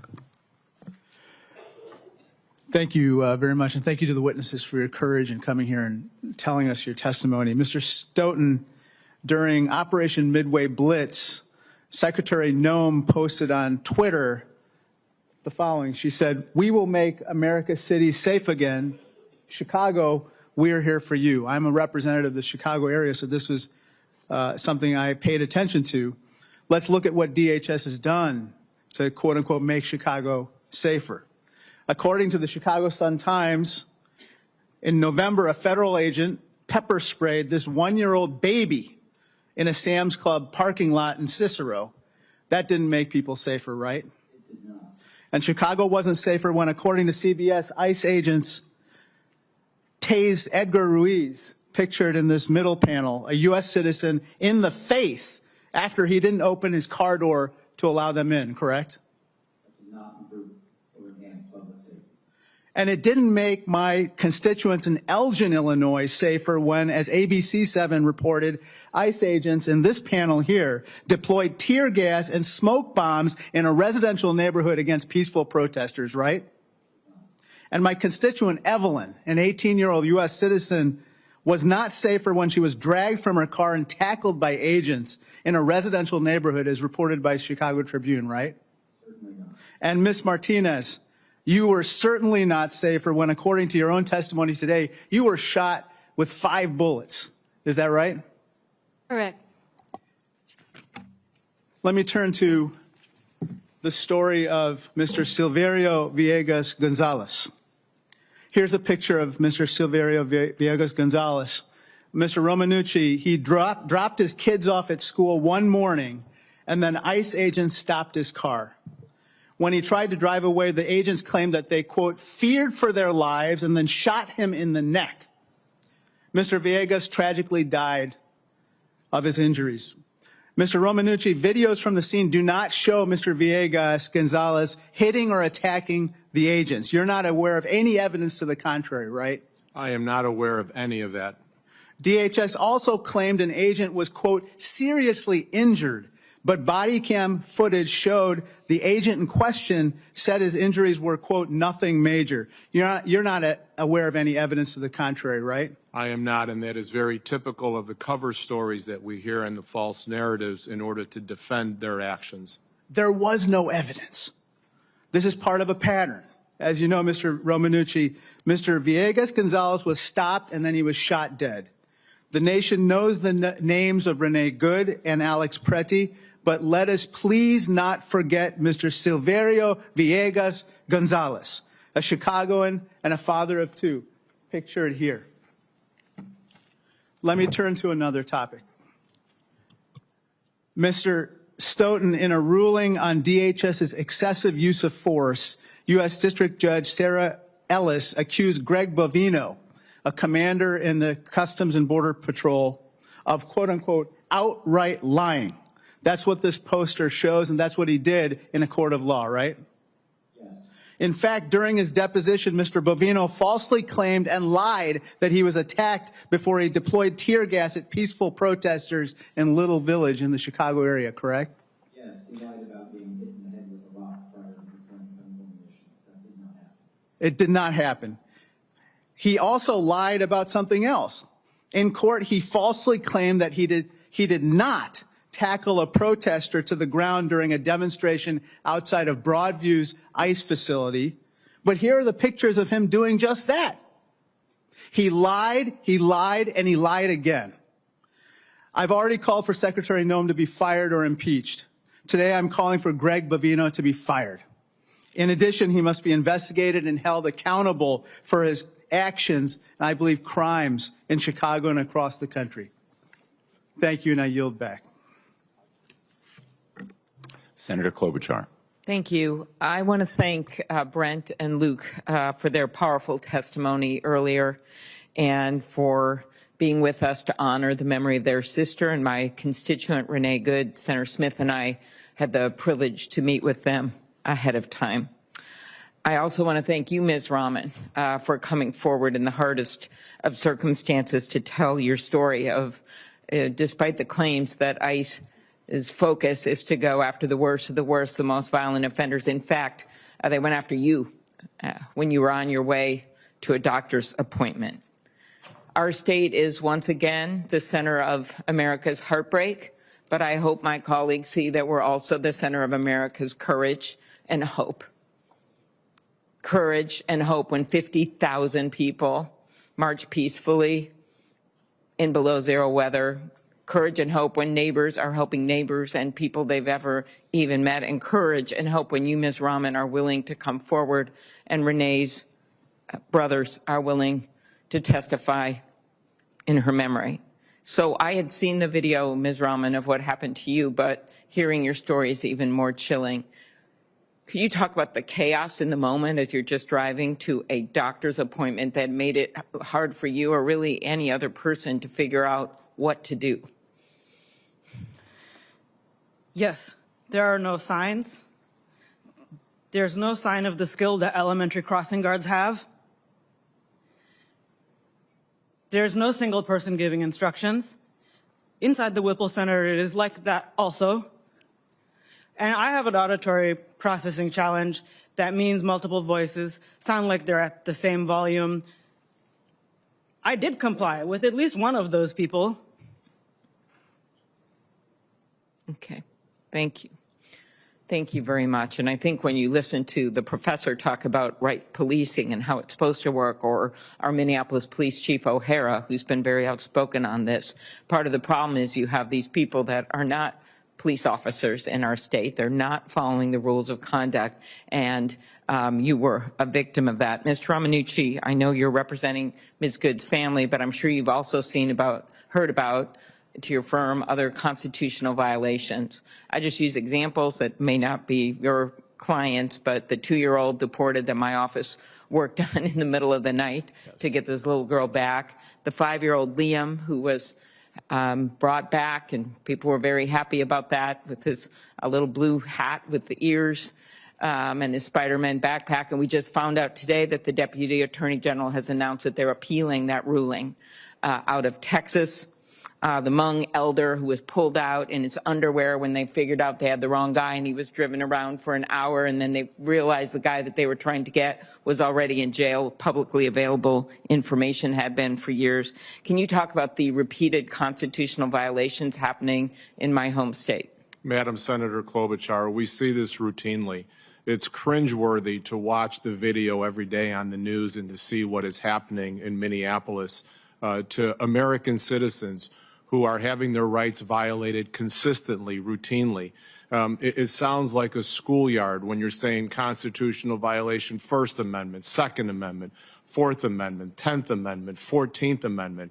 It's like we're reciting something. It is consistent, it's routine, and it must be stopped. There needs to be accountability. Without accountability, we will continue this day in and day out until law enforcement officers are able to be held accountable. And speaking of that, how does the Trump administration's refusal to cooperate with our state attorney general's office, Keith Ellison, our local authorities, refusing to have the Minnesota Bureau of Criminal Apprehension investigate your clients' families' loved ones' case, interfere with holding people accountable? Well, it absolutely starts with the false narrative that officers, law enforcement officers, have absolute immunity, because that gives them the right to think they have absolute impunity. And without any significant parallel investigation or cooperative investigation, there cannot be accountability either on the civil side, administrative side, and certainly there's going to be compromise then on the civil side without meaningful, transparent, real investigation. Thank you.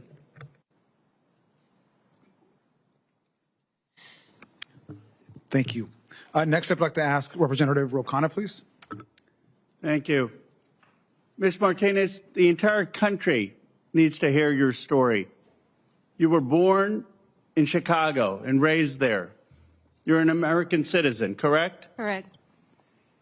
And you were in your car driving around in the neighborhood as ICE agents were there, and your interest was simply to warn neighbors that ICE was in the neighborhood, correct? Yes, I was also going to take clothes to donate at my local church. And as you were driving along, following the rules of the road, an ICE agent slams his car into your car, correct? Correct. And you panic. You immediately stop. The ICE agent doesn't ask you politely get out of the car. The ICE agent comes, and so you panic. You move to the left lane. And then the ICE agent gets out and starts to shoot you, correct? As I was driving away, yes. Shooting an American citizen. not once, not twice, not 3 times, not 4 times, but 5 times. Is that correct? Correct. That you testified that my life was nearly taken by my own government. And then, correct? Correct. And then the ICE agent doesn't say, how can I help when you've got blood running out of your body? The ICE agent doesn't call 911. You have to drive a mile before you call 911 to get medical attention, correct? Correct. And then you go to a hospital and they're so concerned about detaining you, they don't even let you get adequate health care. Is that correct? Correct. You have to beg them to take you for medical care Correct. as an American citizen. Correct. And then you're arrested, detained, and called a domestic terrorist after this ICE agent shot you 5 times. Correct. I'm angry on your behalf, Ms. Martinez. Tell me, what do you want this government to do to apologize to you and make you whole for what happened to you? Apologize and accountability. That's all I want. Just a sorry. You're not a domestic terrorist. That's it. That's all I want. That's all I'm asking for. For them to admit that they were wrong. Everything that they said about me, I just want accountability and for them to say, no, you're not a domestic terrorist. We were wrong. And a sorry, a simple sorry. That's it. And I know you mentioned Charles Exum, the agent who shot you 5 times. Correct. I believe he should be arrested. I believe he should be prosecuted. I believe it is outrageous what happened to you. This government owes you an apology, and I appreciate your courage for telling your story here today. Thank you. Senator Padilla. Thank you both, Senator Blumenthal and Representative Garcia, for convening us once again on these difficult but necessary conversations and to bring these stories to light. And I want to thank all the witnesses for your participation here as well, for your bravery, for your courage to share your stories, particularly Ms. Martinez, Ms. Rahman, and my constituent from California, Mr. Rasone. I know it's not easy. It's time on your part, emotion on your part, so fresh because of what has happened to you and to your families. I don't want to repeat some of what's been said by my colleagues or ask you questions because you've done such a powerful job in sharing your experience, not just for this committee or these committees to hear, but for the world to hear, right? Because the cameras are here, the press is paying attention. We hope the American people hear what's happening through your eyes.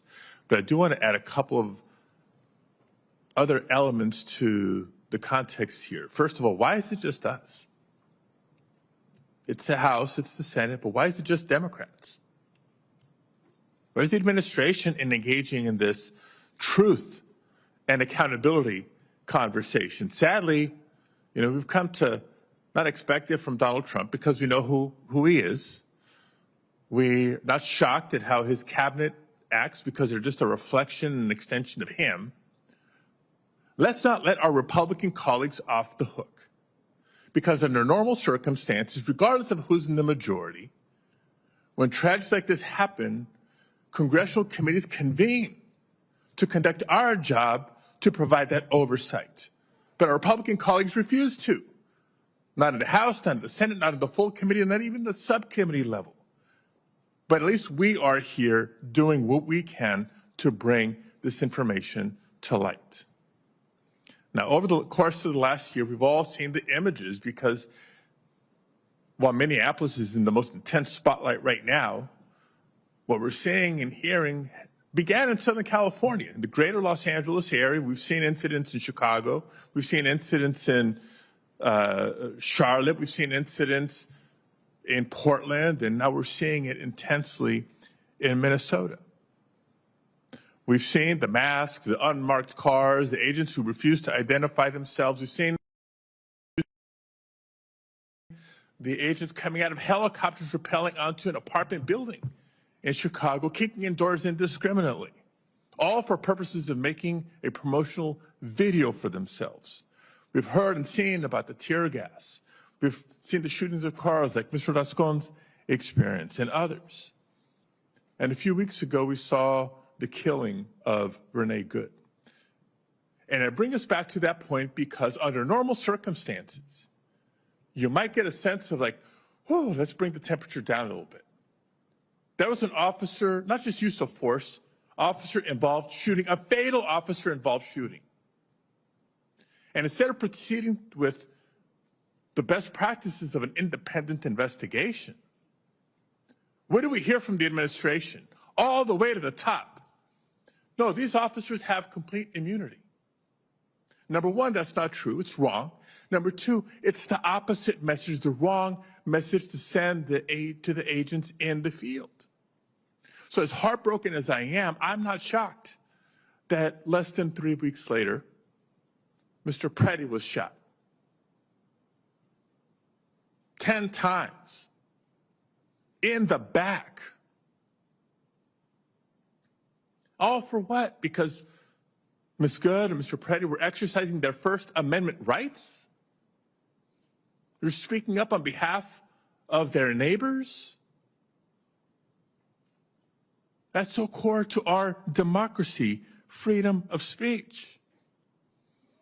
I appreciate Mr. Stoughton's contribution to this conversation here because under normal circumstances, right, I've been in public service a long time. I've served in local government, state government, and out at the federal level. Under normal circumstances, we lean on a credible, independent investigation. Sometimes it's administrative at the beginning to find out what happened and if consequences or accountability are in order for an officer. Absent that, because our country's history is not perfect, under normal circumstances, we turn to the Department of Justice and the Civil Rights Division to oversee a credible, independent investigation and bring forth consequences and accountability when warranted. But sadly, we're not living in normal times.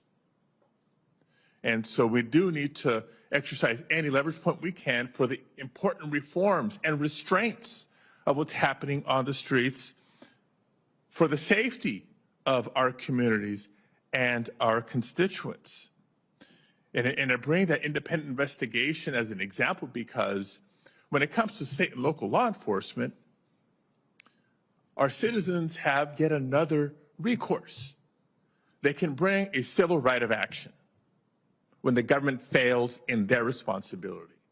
But colleagues, sadly, that is not an option when it comes to ICE agents or CBP or other federal law enforcement officers. So we're living at a time when victims of their violence have no other recourse for justice. And Senator Blumenthal and I and others, both sides of the Capitol, are working hard to advance legislation to that effect. Ms. Martinez deserves justice. Ms. Rahman deserves justice. Mr. Rasone deserves justice. The people of our country deserve better. Thank you all. Thank you, Senator. Next up, we have Representative Brown. Thank you. Law enforcement has two very straightforward goals: keep people safe and build trust in our communities. Yet somehow, President Trump has managed to weaponize ICE and CBP in a way that has shattered trust and made entire communities more dangerous. What we are seeing right now is not normal. It is not acceptable, and it is not right. In just the first month of this year alone, 2 U.S. citizens, Alex Preddy, an ICU nurse at the Minneapolis VA, and Renee Good, a mother, were killed by federal agents. As if that weren't bad enough, top administration officials like J.D. Vance and Kristi Noem rushed to publicly justify those killings and slander the victims. Just weeks earlier, Keith Porter, a 43-year-old father, was shot and killed by an off-duty ICE officer in Los Angeles. And nearly every day since, Americans have watched footage of masked federal agents dragging people from cars, menacing peaceful protesters, tear gassing neighborhoods, harming bystanders, including babies, and ripping children from their parents. These are not one-offs. These are not honest mistakes. These are predictable results of an administration from the president on down that uses disgraceful language to dehumanize immigrants as criminals, rapists, and invaders. And it is the result of a regime that prioritizes quotas over judgment, intimidation over restraint, and political theater over human dignity and life.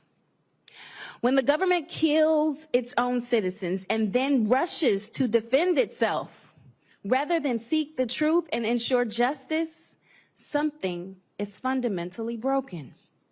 And just this week, that same recklessness was aimed at my home state of Ohio.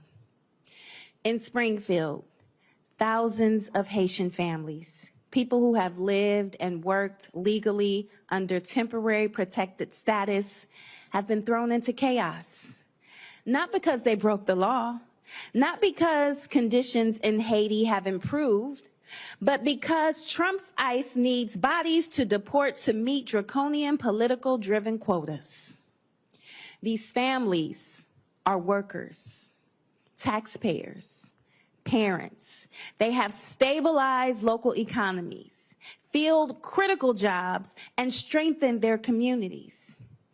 Even Ohio's Republican governor, Mike DeWine, has raised concerns about the damage this will cause.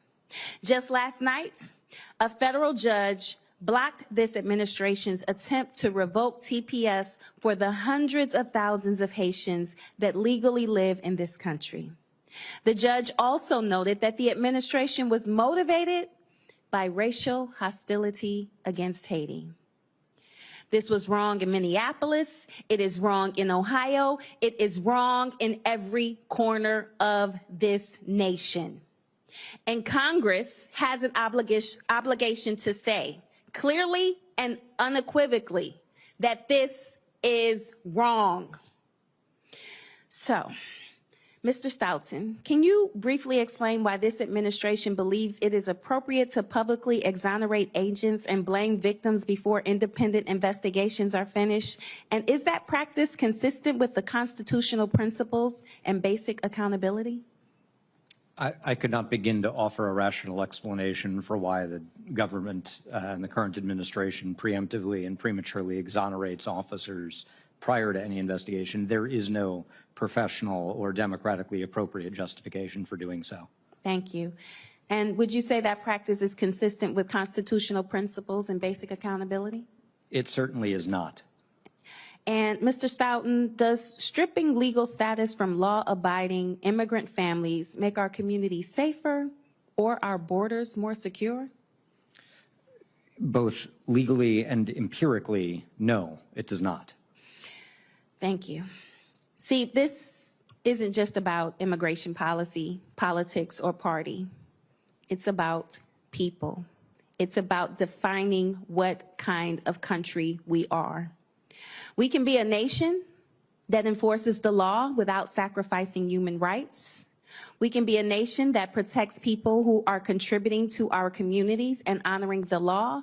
And we can be a nation that demands accountability when the use of force goes too far and when innocent lives are lost. Because every life deserves dignity, safety, and justice. And at the end of the day, this is about this administration's lack of respect for human life, lack of respect for the Constitution, and lack of respect for the rule of law. Enforcement without accountability is not justice, and silence in the face of harm is not leadership. We owe our constituents and the families who have suffered better. Thank you. Senator Urban. I want to thank all of the witnesses who appeared before us today, my friend Tony Romanucci, and I particularly want to call attention to Ms. Marimar Martinez. Your name on this side of the table is El Milagro. You are a miracle. The fact that you are here today after being shot 5 times to tell your story, God had a purpose for you. And your purpose was served today by telling us this story. I'm the ranking member of the Senate Judiciary Committee, and I want you to know for the record, Secretary Noem has not appeared before our committee in over a year. She's too busy to come and answer for the mismanagement of this agency and the damage that's being done, not only to the people of America, but to our reputation in the world when you consider the police tactics that are being used. Mr. Stoughton, I was going to go through some of the things that Ms. Martinez lived through and ask you to comment. I sense from your earlier answers what you will be saying. But this much I want to make clear. Chicago was one of the first victims of this policy of massive deportation. I came to the Senate Democratic Caucus luncheon and I told my colleagues after it got started and after I visited Little Village and the neighborhoods and saw what happened, be prepared because this show is coming to your town next. They may leave Minnesota, and I'm sure people in Minnesota can't wait for that to happen. They may leave some other place, but they're headed to a new place.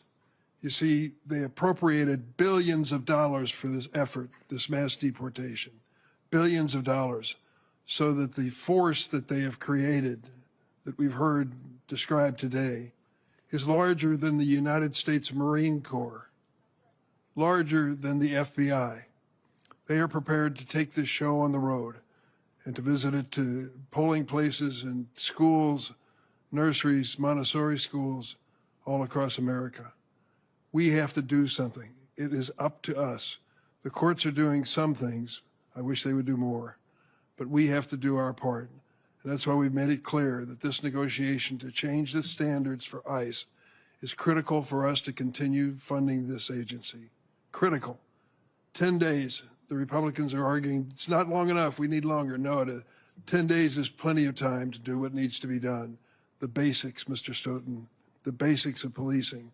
All we're asking is that this effort by ICE and other federal agencies adhere to the same standards and principles as policemen and policewomen across the United States already. That's not too much to ask. Thank you, Mr. Chairman. Thank you, Senator. Next up is Representative Stansbury. Thank you, Mr. Chairman. I just want to start out by saying thank you all for being here and being brave enough to share your stories. I don't know what to say, but I do have to say that I'm literally shaking and my heart has been pounding sitting here listening to your stories. And particularly, Ms. Martinez, as you shared your personal story of sitting outside the jail as you were bleeding out and having your picture taken. I don't normally talk about my own personal experience with the justice system and my family because it's such a painful experience, but your story for me really made me think about an experience that our family had about a decade ago. And the reason why I want to share it here in this space is because I think it helps to amplify and hopefully show that we're listening. And that is that I had a member of my family who about 10 years ago, 15 years ago, was picked up not in a detention for immigration, but for other reasons, and was taken to a local county jail where he had a medical emergency in the jail. And the agents in the jail not only did not help him when he had a medical emergency in the jail, they watched him and laughed as he died. And in the aftermath of his death, the agents that were involved, both the local law enforcement and the jail officials, tried to intimidate members of my family to try to cover it up. And at the end of the day, obviously there was a wrongful death settlement, and Department of Justice was ultimately brought in to provide oversight over this county jail because this was not the only incident in which that had happened. And I think that goes to the points that the senators were making, which is that at the end of the day, this should not be happening. This should not happen to anyone in America. It should not be happening to U.S. citizens. It should not be happening to immigrants. It should not be happening to anyone in America. I don't care who you are or what your identity is or how your status is under the law in this country. This should not be happening in the United States, and there are systems in place to provide a check and balance to make sure that this does not happen to people in our country. And so to hear your stories and to hear the violence that is being committed in our communities against our people, and then to see White House officials, the President of the United States, disparaging entire communities, going after members of Congress, the Vice President telling the American people that these individuals have total immunity, to see Kristi Noem go on national television and lie about you, to lie about you, that they're tampering with evidence, and then to see that the actual agents committing these crimes, because I want to be clear, these are crimes.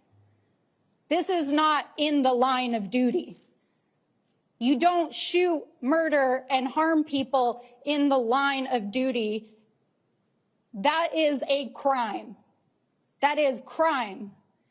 And this is not an accident. I want to be clear about that. There's a lot of discussion going around in these halls about they need better training, that this is just a few isolated incidents.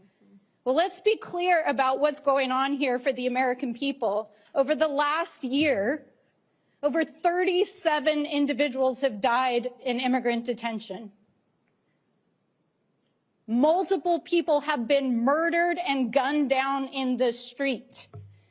We have 3 individuals in front of us here today who, in front of the entire world, their lives were shattered. And this was not an accident or of lack of training. This is the policy of the United States government, and it is being paid for by your tax dollars. Because literally, this chamber passed $85 billion in funding to allow this to happen and to arm these agents with those night vision, with those guns, and then to unleash them under a policy that is so based in cruelty, so based in a lack of humanity, so based in a lack of basic respect for human dignity, the Constitution, due process, that they would allow people to die in the streets and then go lie to our faces about it. So I don't know what to say about what comes next, but I do want to just say to Mr. Granger, both of the brothers who came here to share about your sister today and the story of her light, her sunlight, being like a dandelion. I mean, this isn't just about sunlight. We're here to bear witness. We're here to tell the truth. But I'm sorry, we need to defund and dismantle this agency immediately. And a bill just passed a few moments ago before we walked into this hearing room to give another 2 weeks to think about a deal. No, it's time to defund this. This has to end.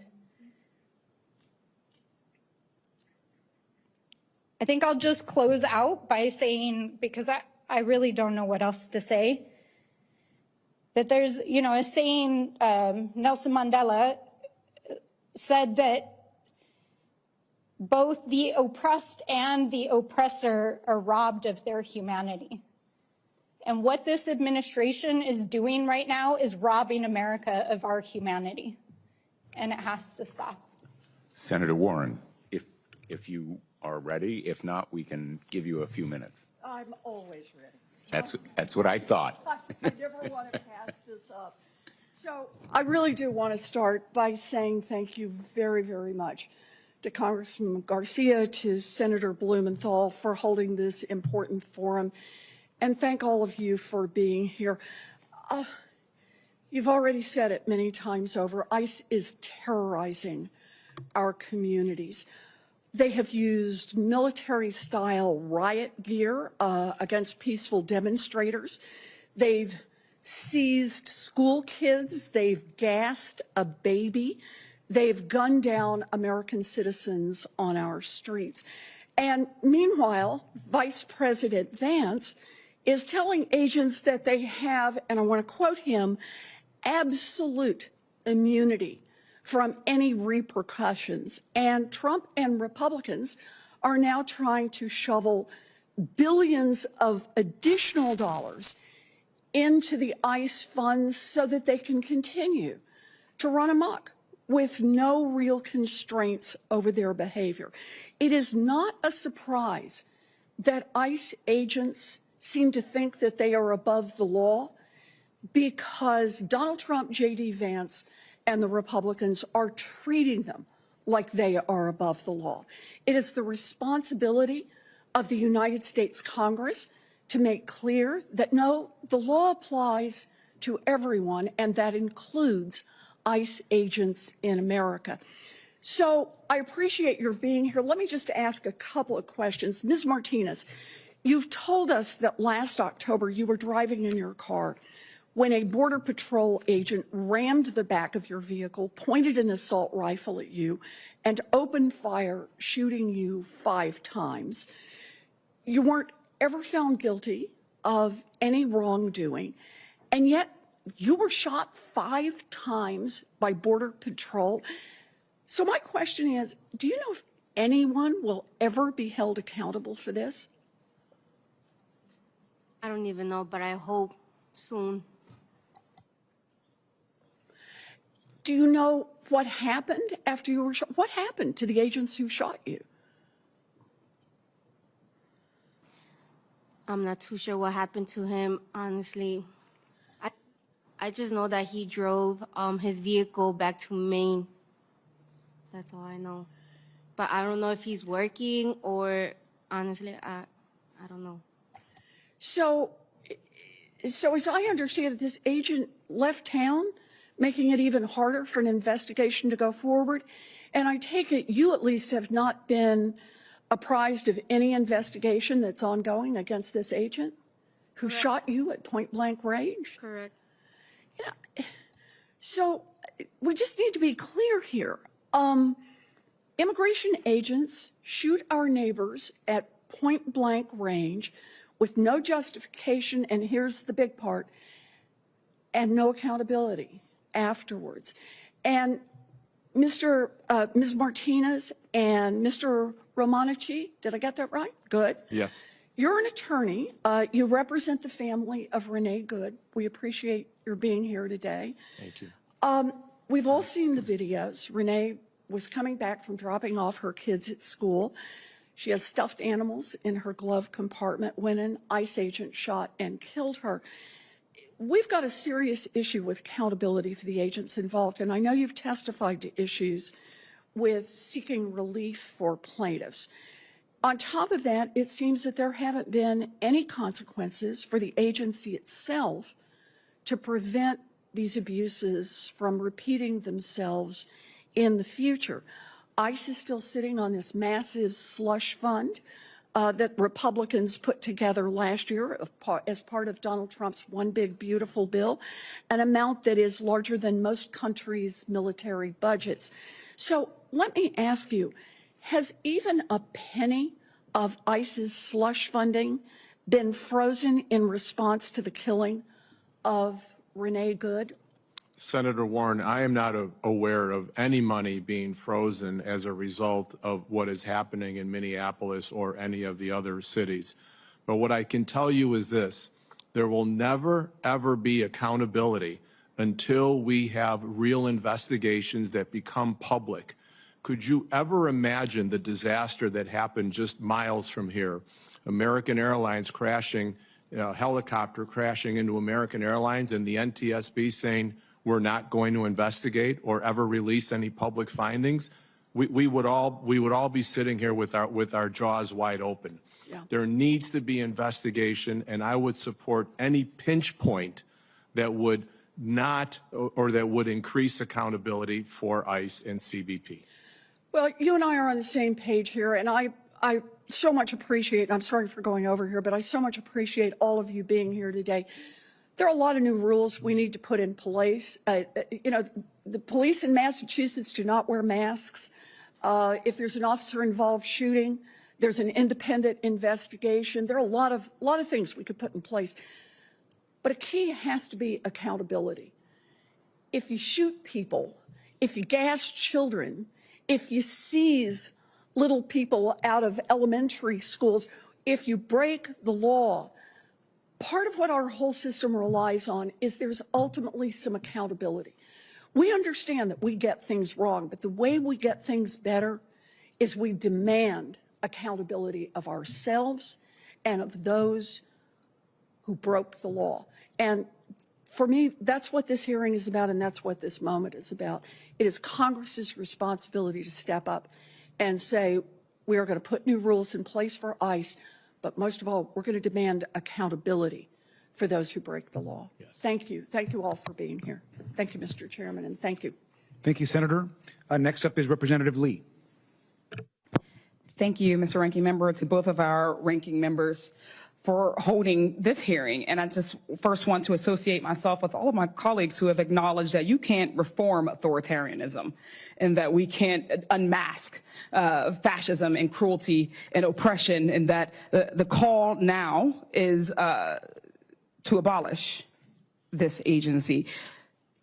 ICE and DHS agents are terrorizing communities. They're violating constitutional rights. They're harming, even killing people. They're calling for body cameras and codes of conduct, quite frankly, isn't enough when the agency doesn't care about the current laws or the rules that they're already supposed to follow. The problem is that these immigration enforcement agents are operating exactly how they were meant to operate. ICE is uniquely and deeply an American creation. A lot of my colleagues have called ICE the Gestapo, which makes them seem foreign and new.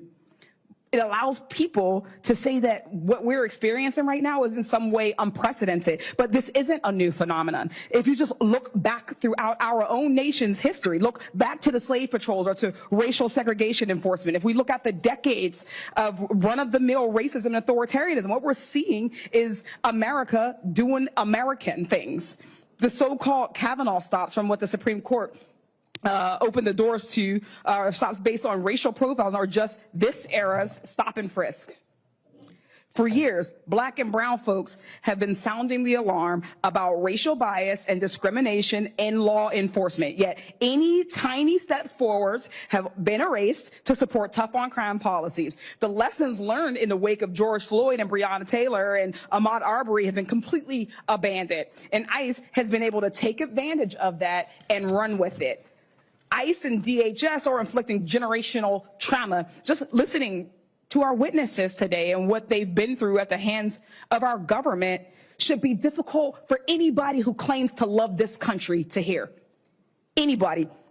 Mr. Rasone spoke today about going out and running errands with his future in-laws when immigration agents stopped their car. Ms. Rahman told us she was going to a doctor's appointment when ICE ripped her from her vehicle as she yelled that she had a disability. Ms. Martinez explained how immigration officers rammed her car and then shot her and then tried to blame her.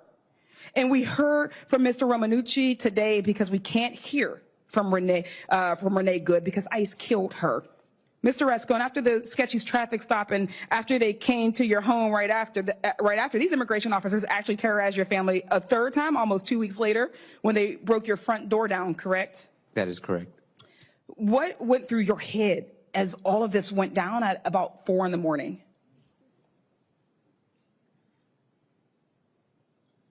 Just fear. And your fiance, she was pregnant at the time? Yes, she was. Did they make any effort to make sure that she stayed safe and calm? Not at all. They just kept pointing the lasers at her and the rest of us. How, if you don't, and it's okay if you can't right now answer, how has your family coped in the aftermath of this? Just staying strong together and having faith and slowly moving forward as best as we can. I want to thank you and all of our witnesses for coming in today and for speaking your truth. For this cannot be overstated that in these times, it is actually dangerous to speak out against this administration. It's dangerous to speak out against this agency that we know has the ability to target people. When our federal government is willing to lie and to slander anyone who speaks out against Trump or his minions or their plans, It is brave and it's honorable for you to do this and be here. This country needs to really reflect on how we got here.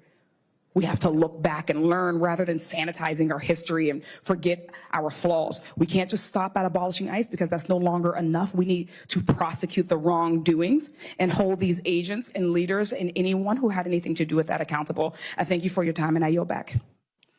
Thank you. Just a reminder about the 4-minute rule. Senator Schiff.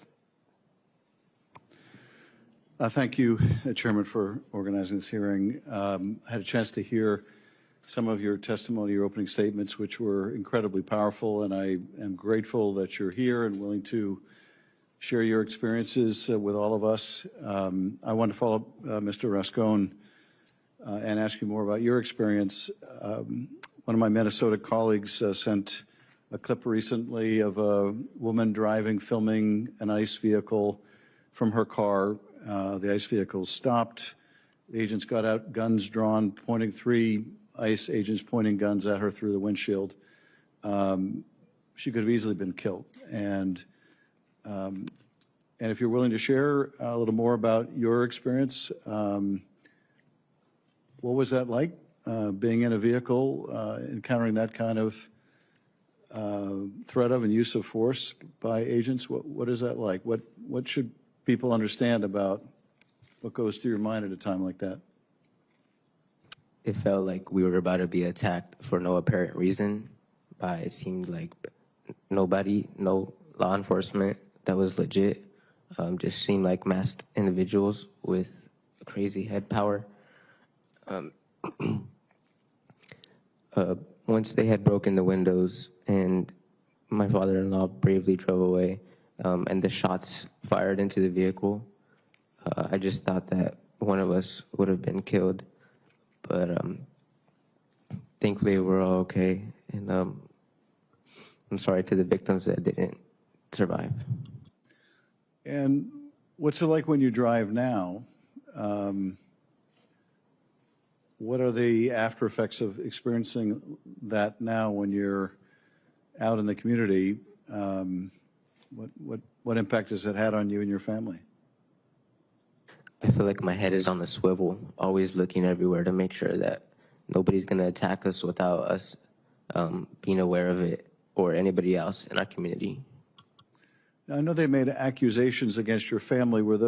Did they ever bring charges? Did they drop charges? What was the status of that? They claimed that we had ran them over, and the judicial judge had watched the video and evidence, and there was no evidence that we did anything to them, and so they dropped the charges. And how long was it after you were arrested before they dropped the charges? My father-in-law was arrested 2 weeks after the first incident. And how soon thereafter were the charges dropped? Do you remember? I would say about a week or two later, maybe two to 3 weeks later. Anyone ever apologize to you for what's happened to your family? Just our loved ones, not the people who were the cause of it. And Ms. Rahman, how about you? Anyone ever express any kind of remorse for slamming you to the ground, for not getting medical treatment for you, for what you had to endure? Nope.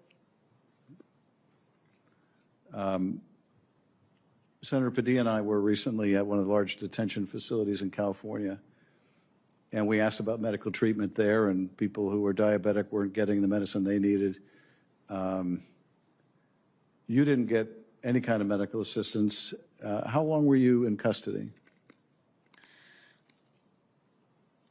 I have not been provided information about that from DHS. I know that the timestamp of my arrival at the emergency room was after 1 o'clock.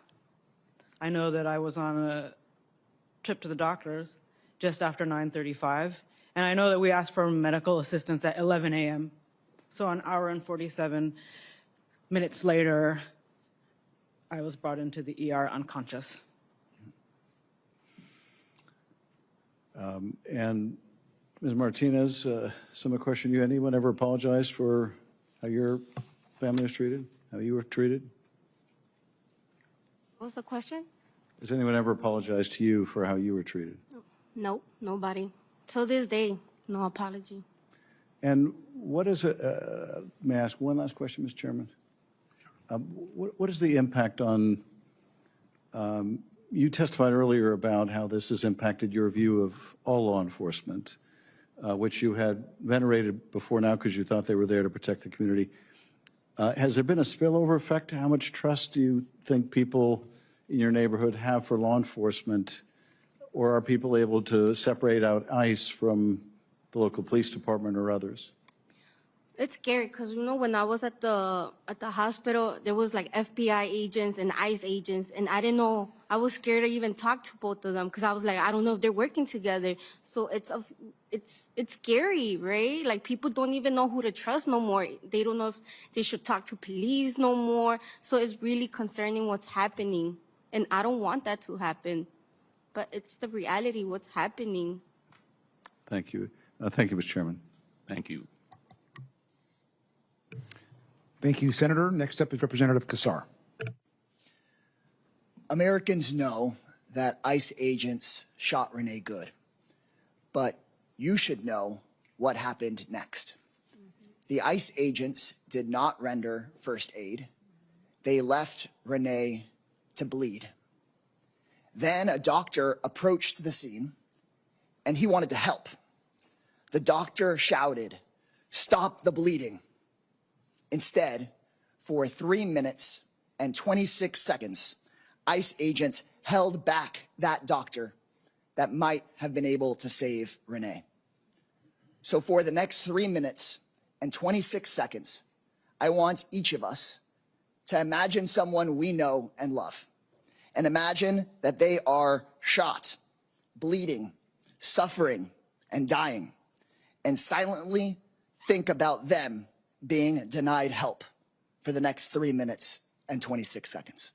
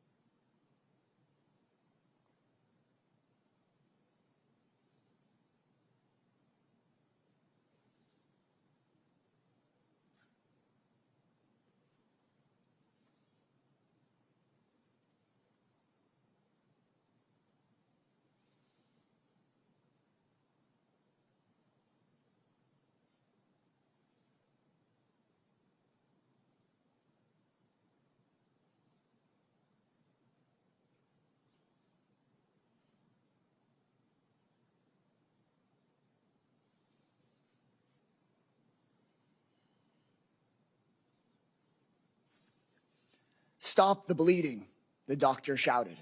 And for 3 minutes and 26 seconds, ICE did not. Renee still had some pulse when the firefighters arrived, but no breathing. CPR didn't start till 10 minutes after she was shot.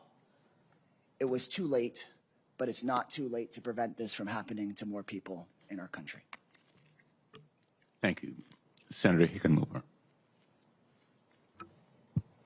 Thank you for that almost unbearable amount of time. Thank all of you for coming.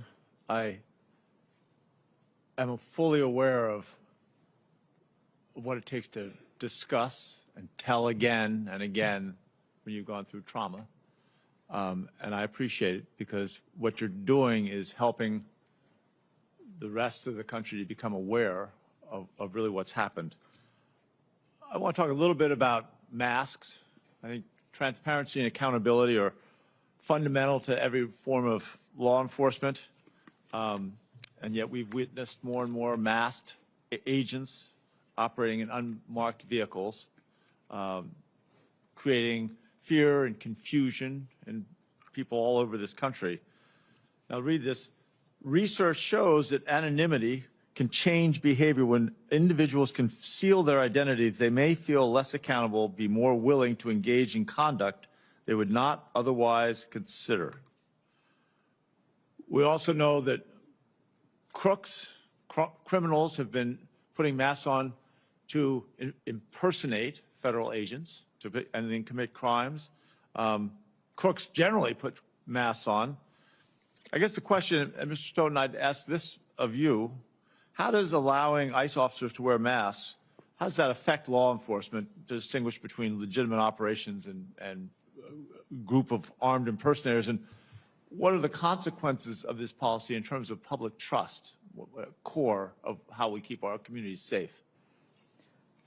Anonymizing law enforcement dramatically reduces public trust. When law enforcement agents act at the local, state, or federal level, they act with public authority. That is, they are policing in my name and they are policing in your name. And that should mean that we, as the public, have the right to know who is doing what in our name. When we don't have that, it undermines accountability and it dramatically hurts public trust. It also creates tremendous confusion for the individuals who are interacting with anonymous agents who may not know who they are interacting with. There are now at least a dozen or more stories of individuals who, upon being confronted with ICE or Customs and Border Protection agents, called the police because they did not know who they were being confronted with. These masked, armed individuals who are aggressively approaching them. There is nothing to clearly distinguish that kind of enforcement operation from a criminal kidnapping or carjacking without clear identification.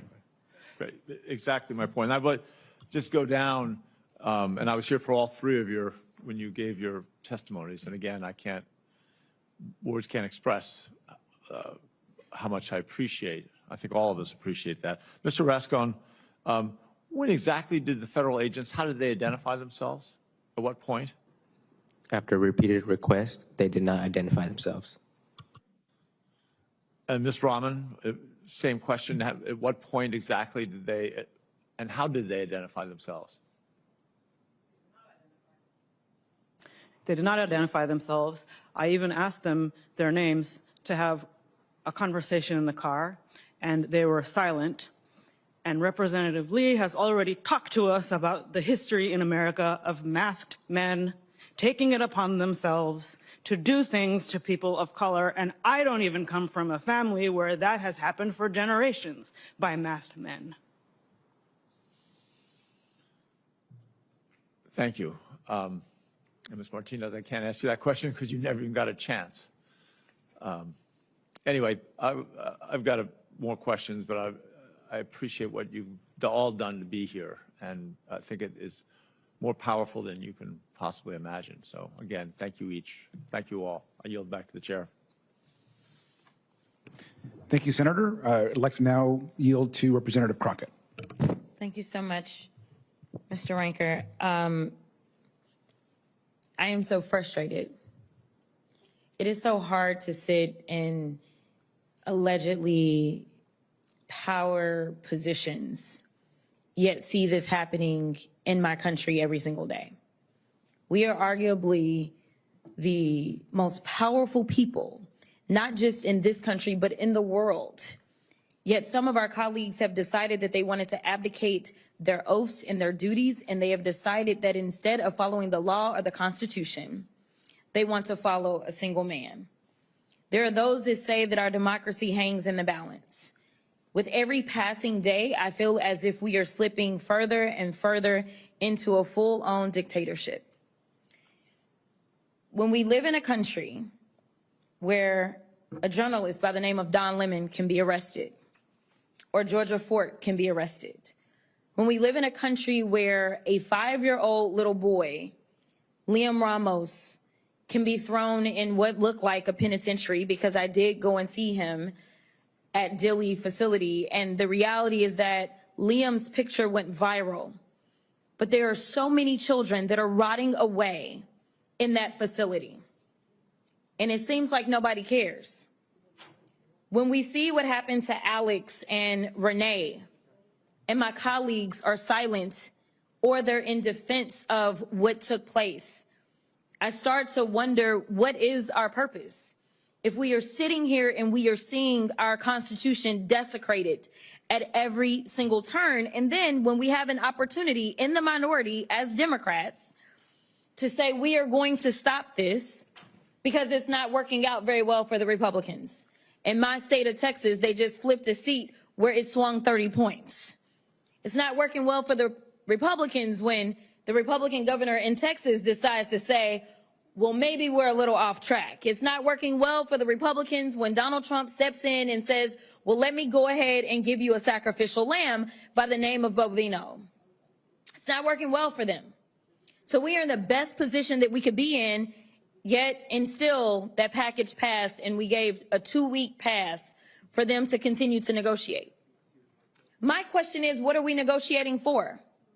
What is it that we're trying to get? Because we know that they already will ignore the law. The First, the Fourth, the Fifth, and the 14th Amendments have all been thrown out of the window by this administration. So, Mr. Stoughton, DHS's internal use of force policies are supposed to be guided by constitutional protections under the 4th Amendment. Do you think that we're seeing that? The policies on paper are fairly good. I do not see those being translated into practice. In fact, we know that the opinion that was written by the judge that ordered the release of Liam and his father, it says this case has its genesis in the ill-conceived and incompetently implemented government pursuit of daily deportation quotas, apparently even if it requires traumatizing children. This court and others regularly send undocumented people to prison and orders them deported, but do so by proper legal procedures. Apparent also in the government's ignorance of an American historical document called the Declaration of Independence, 33-year-old Thomas Jefferson enumerated grievances against a would-be authoritarian king over our nascent nation. Among others were, he has sent hither swarms of officers to harass our people. He has excited domestic insurrection amongst us, for quartering large bodies of armed troops amongst us. He has kept amongst us in times of peace standing armies without the consent of our legislature. We, the people, are hearing echoes of that history. And then there is this pesky inconvenience called the 4th Amendment. Right now, I must say that the only branch that has not completely failed us is the judiciary. It is time for us to empower the people, people like you that have been traumatized by our government. We need to make sure that your lawyers can stand up and they can get money. They can go and get some type of justice, because if our president can sue our own federal government for $10 billion, then something tells me that maybe we need to loosen the reins around some of the protections that these officers have so that y'all can go and get something, and maybe, just maybe, they will decide that it's not worth it to go out and traumatize its citizens. Thank you so much, and I will yield. Senator Hirono. Thank you, Mr. Chairman, and also Representative Garcia for convening all of us here. And I was watching the proceedings on C-SPAN, so I very much thank our witnesses for sharing your harrowing experiences. What we are dealing with, as far as I'm concerned, is a lawless regime, and with agencies that behave in lawless ways. And we all should be motivated by the fierce urgency of now to do something about this lawlessness. There have been over 500 lawsuits filed against this administration's actions to prevent the continuing lawlessness. And so the testimony you provided shows us how critical it is for us to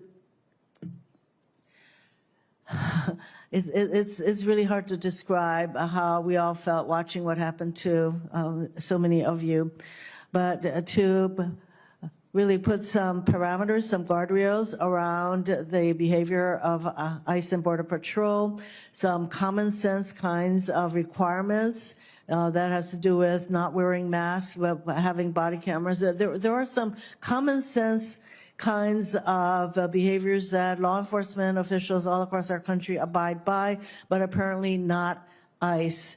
And so in this, what I would call the fierce urgency of now, we need to put in some immediate parameters to how ICE is operating so that they cannot drag people out of cars, they cannot smash car windows, they cannot beat people up, and yes, of course, he cannot murder people in front of our very eyes. And so my hope and expectation is that the next 2 weeks that there will be these kinds of parameters and guardrails put around ICE behavior. And at the same time, we need to look at some longer-term reforms, such as what's happening in our detention facilities, such as enabling people to sue federal agents, which they cannot, for their lawless behavior. I do have one question for Professor Stoughton. When you have a senior aide to the president say to ICE agents, where he says, and I'm talking about Stephen Miller, to quote, "To all ICE officers, you have federal immunity in the conduct of your duties, and anybody who lays a hand on you or tries to stop or obstruct you and is committing a felony," end quote. Now, this is a senior person to President Trump, and this sentiment was agreed to by the Vice President. Professor, when you say things like that, what kind of environment, law enforcement environment, does it create for ICE and Border Patrol agents? It provides every reason for them to believe, as Mr. Romanici put it, that they will be able to act with impunity, that there is no meaningful oversight, that any attempt or any lip service paid to accountability is purely performative. It creates an extremely dangerous precedent and risks undermining professional culture and cohesion. I would say that probably all our witnesses agree that this kind of lawless environment was created by the very kind of statements made by senior officials in this regime. Thank you. Thank you, Senator. Moving on to our next member, and just as a reminder to the 4-minute rule, please, if possible, Representative Randall. Thank you so much, Ranking Member Garcia and Ranking Member Blumenthal, for holding this important hearing on the deadly use of violence being inflicted across the country under the pretext of immigration enforcement. I also want to join all of the witnesses. I want to join my colleagues in thanking all of the witnesses for joining us. Many of you, as we have heard today, have experienced ICE's violence and brutality firsthand, and I'm grateful for your courage in testifying today, for reliving your trauma for the benefit of others, to shed light on these abuses. I hope my Republican colleagues, who, as others have pointed out, are not here today, also take the time to read your stories and hear about your experiences, because what is happening across our country is simply indefensible, and it shouldn't be a partisan issue. In fact, it isn't a partisan issue in our communities. Recent polling shows that ICE is underwater.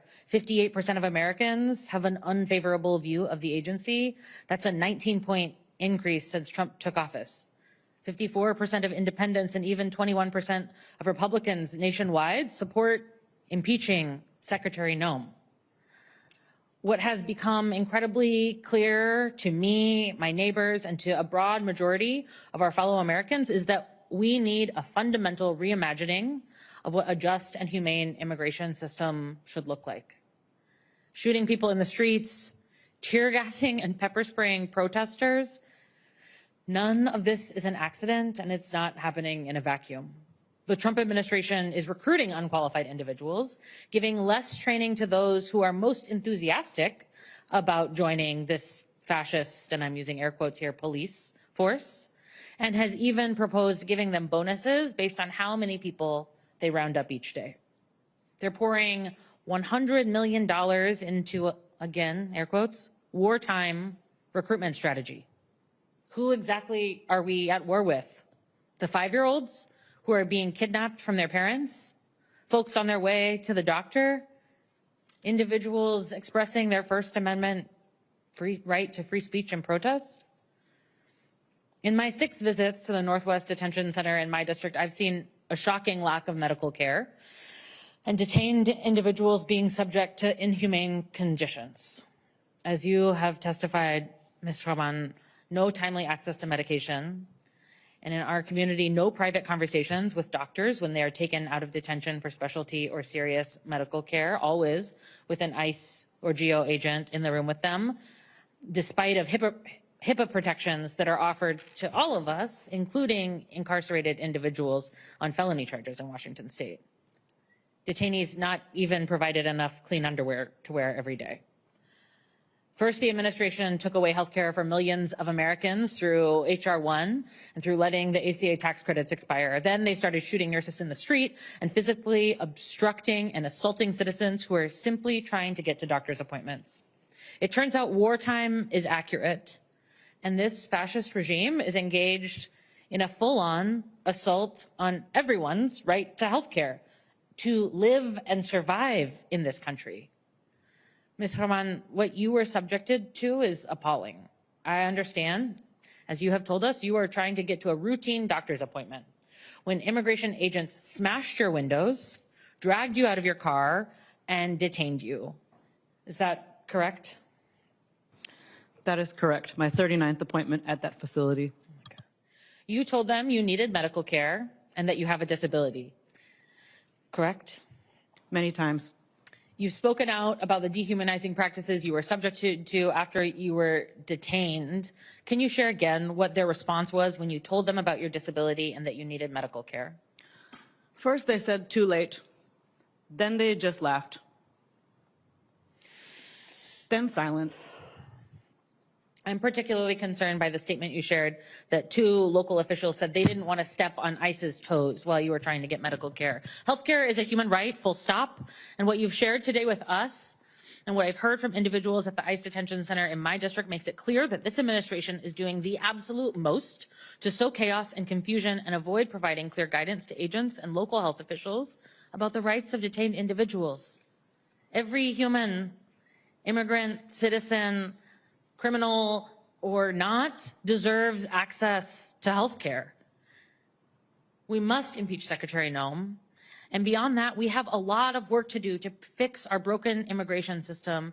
And part of that is making sure folks can access quality and timely care. Thank you. I yield back. Thank you, Representative. Next up is Representative Subramanian.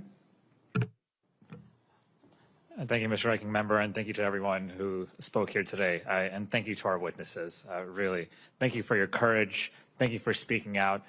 There's a lot of people that don't want you to tell your stories.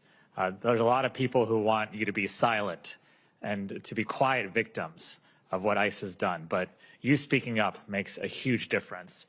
it makes it harder for them to keep doing it when you speak out. And so please continue to speak out, and I want to thank you from the bottom of my heart for being here. Because the reality is you are inconvenient to ICE and to this administration. They told us from the very beginning all they were going to do is go after the worst of the worst. They were only going to go after the criminals, right? And they were going to keep our streets safe. But in the first 10 months of the administration alone, nearly 75,000 people were swept up in immigration operations with no criminal records at all. And you all are American citizens, too. Is that keeping us safe, to go after American citizens, to terrorize American citizens, to terrorize families, rip families apart? And this is not an isolated incident. You all are not the only ones, although your stories are heartbreaking. This is widespread. In my community, we had an American citizen who was a Trump voter himself who had this happen to him. He was detained by ICE agents who were looking for someone else, and they thought he was the right person, and so they harassed him and detained him. He was just driving to work on a normal day. And what's interesting, and what I keep seeing over and over again, and what you have shared in your stories, is that there is no accountability. There are no apologies even. There's not even, all there is pointing a finger at you and saying you're a domestic terrorist, right? Because you are inconvenient to them. You are the good guys. You're the ones that were doing the right things, and they were the ones that came after you. And so never forget that, and we should never forget that. And attacking communities and covering it up is everything, it stands for everything that this country should not stand for.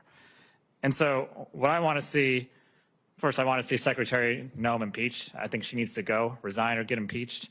We need to see a complete overhaul and reform of ICE. But I really want to ask you all, what do you want your leaders to do? And what can we do to both bring the healing that you deserve and need, as well as bring the accountability that we should see when it comes to immigration and ICE? Mr. Romanucci? Am I on here? Yeah. Thank you very much, Representative. I don't think there's any question that without a legislative change, in order for these fine people to be able to seek redress by filing direct lawsuits against law enforcement officers and having a public trial, if the circumstances warrant, where there can be transparency and the truth comes out, we will have failed. We will not have done our job if there is not legislative change, because transparency is truth. And we can't get to it unless these people can have the right to sue federal law enforcement officers in the same way that the estate of George Floyd was able to sue the police officers who murdered him. Ms. Martinez? Same. I just want accountability, change. For starters, change. Ms. Rahman? I do not believe that violence from law enforcement against communities is a new problem in any way. However, I believe that this moment has provided new lenses for people who may have needed them to engage with a very old problem. It is only the tip of the iceberg, and if we can set precedent that you should be very afraid to hurt someone like this, then maybe we can solve some of that larger problem. Because even someone who was committing a crime should not have been treated the way that we were treated. Thank you. Ms. Rasone? Ms. Rasone? I believe the 3 individuals overseeing the immigration process should be held accountable, because it starts with them, Trump, Vance, and Noemi. Mr. Stoughton? Thank you, Representative. I think there's a very long list that I don't have time to fully flesh out, but in a nutshell, professionalism demands accountability, both administrative and legal, and it demands improvement. That is, an agency learns from its mistakes and learns where it can do better. That's a good place to start. Thank you. I yield back. Thank you, Representative. Next is Representative Ansari. Thank you, Ranking Member Garcia and Senator Blumenthal, for hosting this very important hearing today and doing something what both House and Senate Republicans refuse to do, which is to hold this administration and in particular ICE accountable. Thank you all, more importantly, for sharing your stories. Like many of my colleagues have expressed, I am in awe of your bravery, and just the horrors that you've had to go through should never happen to any American in this country or any human being in this country, regardless of what their immigration status is. So I am deeply sorry for what happened to you, and I can assure you that I will not rest until everybody from the very top, Kristi Noem, to all the way to the bottom, and these ICE agents who are acting violently and lawlessly must be prosecuted and held accountable for their crimes. This description, what you have put forward and what we've seen across this country, ICE is not law enforcement. They're also not immigration enforcement. They are literally Trump's personal paramilitary force turned against civilians, no different than many authoritarian regimes around the world. My parents fled an authoritarian regime to come to this country, and the tactics are extremely similar. Now, I want to dive into some of the details of Ms. Rahman's testimony. You described that you were violently pulled from your car by DHS agents while trying to drive to a doctor's appointment. Agents had told you to move your car towards other federal agents, an action that, according to the Trump administration, was justification for the lethal force that was used against Renee Good. Were you concerned for your safety if you had followed their directions? Absolutely. There were people everywhere. The violence of your detention, per your description, just seems so senseless. Why do you think they acted the way that they did? Because I think that they are trained towards cruelty. Their tactics do not logically make sense to me as an immigration strategy. That would be things like helping immigrants access jobs and things. It doesn't make sense to me as a public safety strategy either, but it does make a lot of sense as a strategy for teaching the population to be afraid and not speak. And DHS called you a, quote, agitator and claims that you were arrested for obstruction. Is that how you view yourself? No.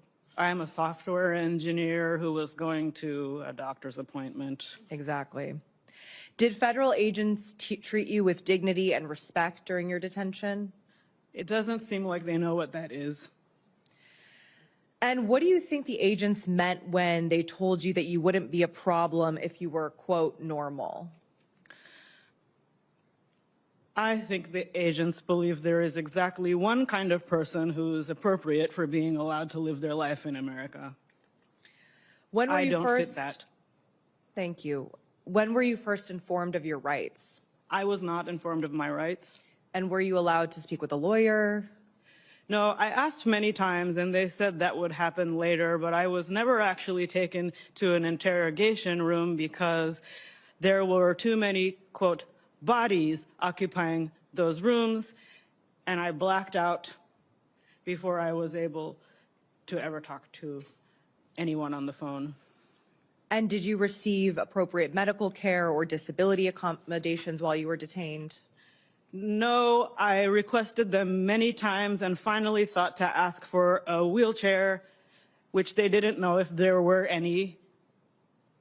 Nobody should not know the answer to if there is a wheelchair in the facility. And then when I was put in it, I was taunted, which is strange to me because that did not make their job any easier. Were you worried that immigration agents might let you die? 100%, because I read books. Thank you for your testimony. I yield back. Thank you, Congresswoman. Next up is Representative Bell. Thank you, Senator Blumenthal, Ranking Member Garcia. Also to our survivors for your courage, as well as our witnesses as well. My first foray into politics was as a city councilman in a small city called Ferguson.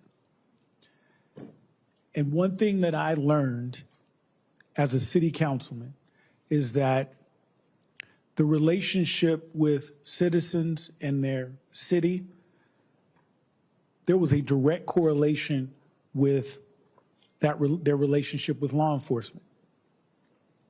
I would have people come up to me about their trash and just be mad. They'd come up to me about a pothole in their street and just be, they're just hot. But as soon as that trash was picked up, as soon as that pothole was filled, they were ready to bake you cookies. A bad interaction with law enforcement doesn't go away so easily, though. And I say all that because as a Ferguson City Councilman, as a later on a municipal court judge, we worked hard to change not only policies, but also the perception of law enforcement in our local communities. We worked hard to get body cameras on every single officer and implementing policies that required those cameras to be on. We worked hard to implement community policing, where police officers weren't just evaluated by how many arrests they made, but how many people they knew in the community, how many conversations they initiated. We worked hard to expand treatment programs for folks struggling with mental health and addiction. And we worked hard to get law enforcement to buy into that. And they did in our community. And so it's like taking one step forward and 2 steps back when we see these masked agents that I talked about earlier in this year running around with weapons, with the color of law enforcement around them, but yet without the training, without the adherence to the policies that actually we've seen start to build that confidence, that trust back in many places around this country. And so it's very frustrating when we look at how much effort we've put in, and then we see Renee Good and Alex Preddy shot less than 2 miles from each other, just 3 weeks apart. 1 step forward and 2 steps back. And Mr. Stoughton, I just want to ask you quickly about the force continuum and dig in a little bit about the use of force and how that is predicated on the amount of force that an officer is faced with. And if you could just talk about that and then the duty to render aid as well. Thank you for that question, Representative. In very abbreviated terms, officers can, and in the performance of their legitimate duties, may have to use force to overcome actual threats that would undermine the policing goal, whether that's making an apprehension or conducting a search or seizure. The idea of the force continuum is essentially just a way of demonstrating the relationship between the nature and the severity of the threat presented by someone's actions and the nature and severity of the force that the officer gets to use in response. This comes from a 1989 case, Graham v. Connor, which lays out the idea that force must be objectively reasonable, which requires balancing, and the word that we typically use in this context is proportionality. That is just out of respect for time, you can't use an AK if the threat is a fly swatter. Would that be fair? Yes, Representative, that's a good analogy. Thank you. I yield back. Thank you, Representative. Next is Representative Simon. I just want to remind our folks to stick to the 4 minutes because I think our time in the room, in the chamber is also wrapped. And so Representative Simon. Thank you, Ranking Member, and thank you for leadership for bringing us here today. I think it's important to also lift up the voices for the past 22 years of folks on the ground in communities, human rights attorneys, civil rights organizations who have been clear that across administrations, ICE has been a damaging force in our communities. So what you all have experienced is the ticking up of an unchecked body. I say we listen to women of color, particularly women of color organizers and activists and organizational leaders on the ground who have been citing this rallying call to deaf ears for too long.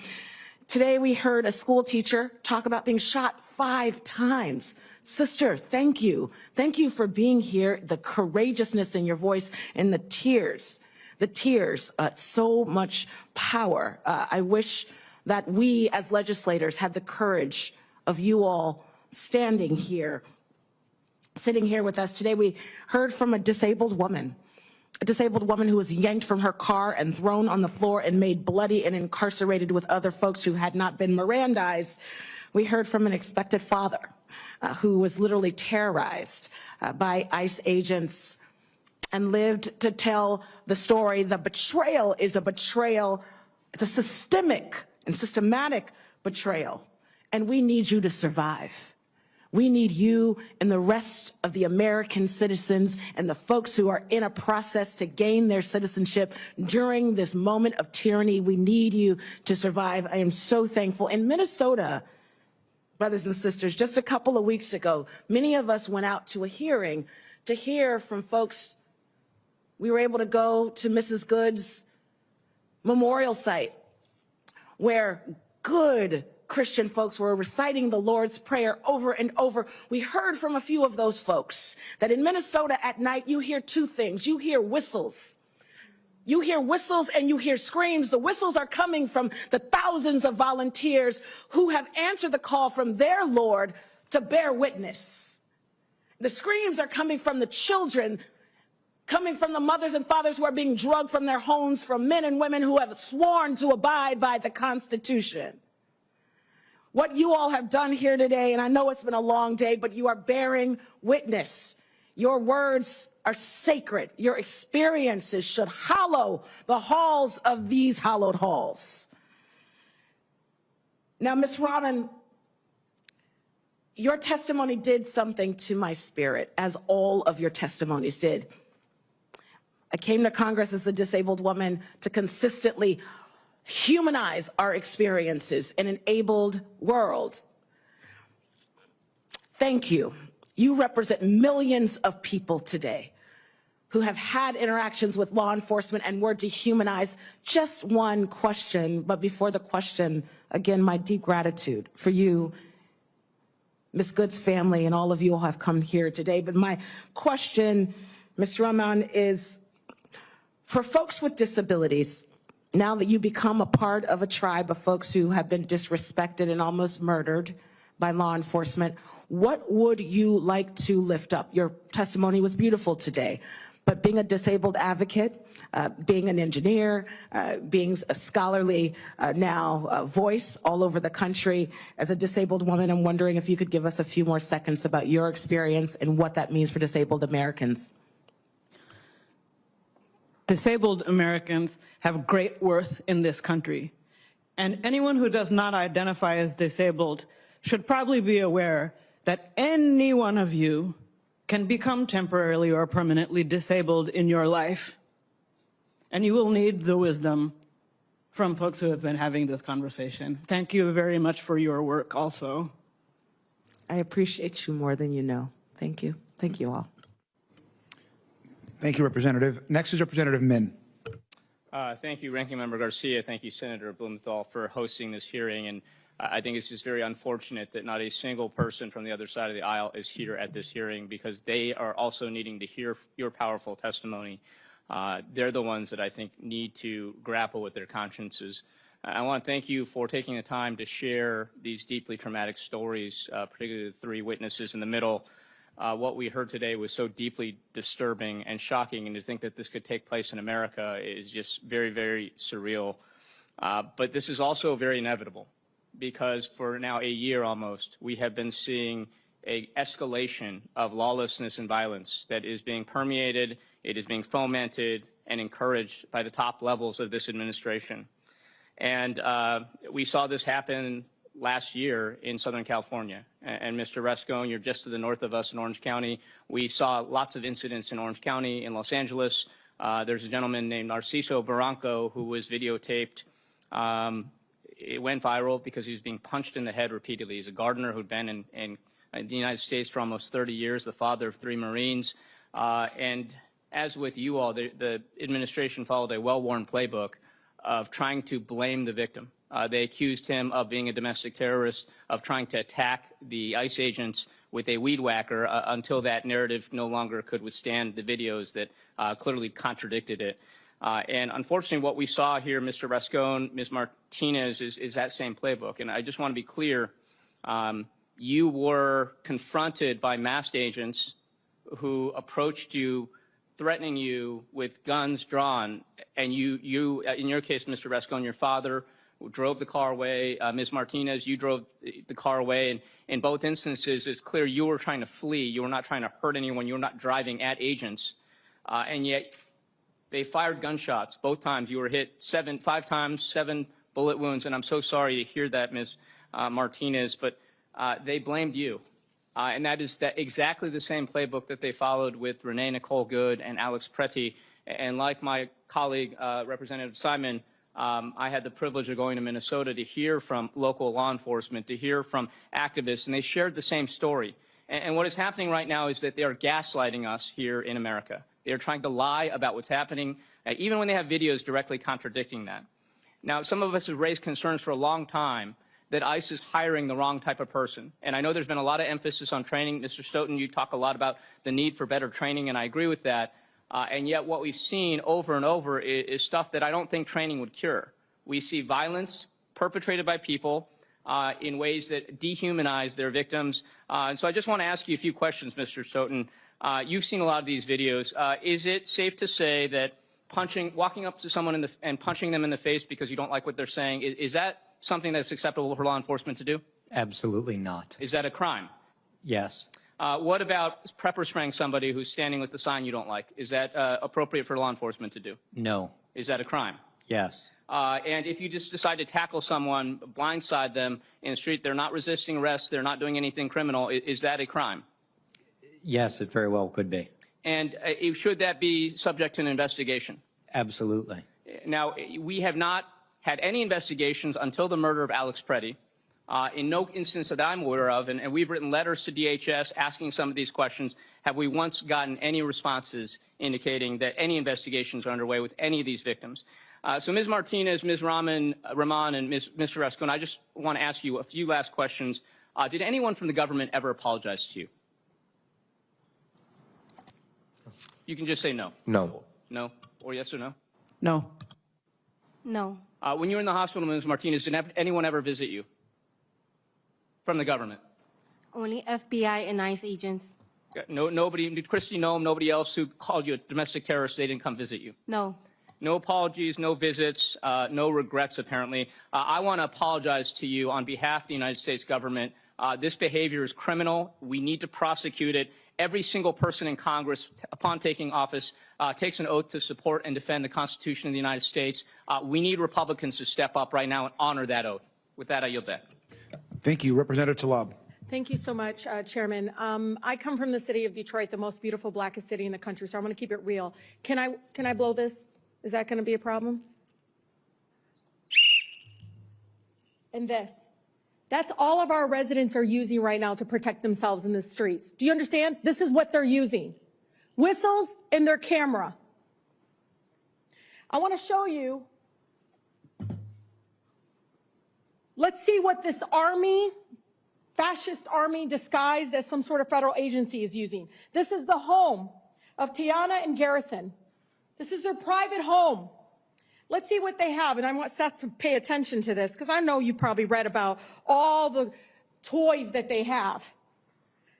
U.S. Immigration Customs Enforcement agents, I'm not talking about Border Patrol, they got stuff too, are equipped with a range of tactical weapons, including AR-15 rifles. Options such as pepper spray launchers, I don't know what that is, taser devices. They also utilize military-grade tactical gear, including camouflage pouches and specialized rifle attachments. They have ammunition rifles, like endless amount attached to their body. They have night vision and thermal cameras on drones, armored vehicles. I even heard, Martin, at your house, they were using drones on your house.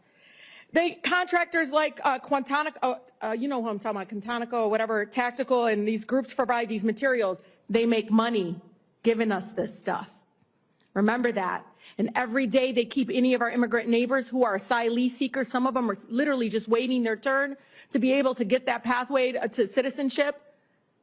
They're making money off of our babies being imprisoned. You know, there's a lot of equipment here and military gear here, Seth, a lot of weapons here for whistles and cameras and our disabled residents, people going to drop off, you know, donations to their church, a father. It's a lot of weapons. You think this belongs in the streets within this federal agency right now with everything that's happened?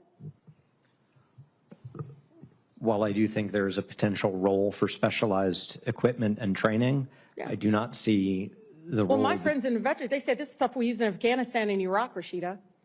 I didn't agree with that either. You know, those are a lot of folks that were innocent lives, civilians impacted. But this is kind of stuff in war zones. Seth? It does not belong in day-to-day. Look how many people showed up to her house. They're unhinged.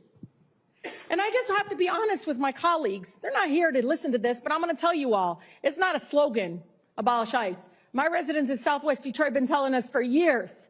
For years they've been telling us. You know, thinking of that father, I saw the emotion that Martin and especially Miss Martinez had, seeing that father of two boys being murdered. No one talks about Mr. Gonzalez as much as they talk about Renee and Alex. And I know they would hate that. But I have to be honest with all of you, all of my colleagues that are not here, they think if we unmask them, they'll stop killing us. They think if we just train them more. But do you know, Seth, that murderer agent, John Ross, that executed Renee, he's been with Border Patrol since 2007, then goes to ICE in 2015. I think he trains people with guns. So it's not more training. This is an agency that was built to terrorize communities and neighborhoods. It is an agency that was created with this culture. It cannot be so-called reformed barriers. They violate their own policies. I saw it in my own neighborhood in 2010 and on. So it doesn't matter who's president. This needs to be dismantled. With that, I yield. Thank you. And I believe we have Representative Presley, who we can grab a seat wherever she would like. And there you go. Sure.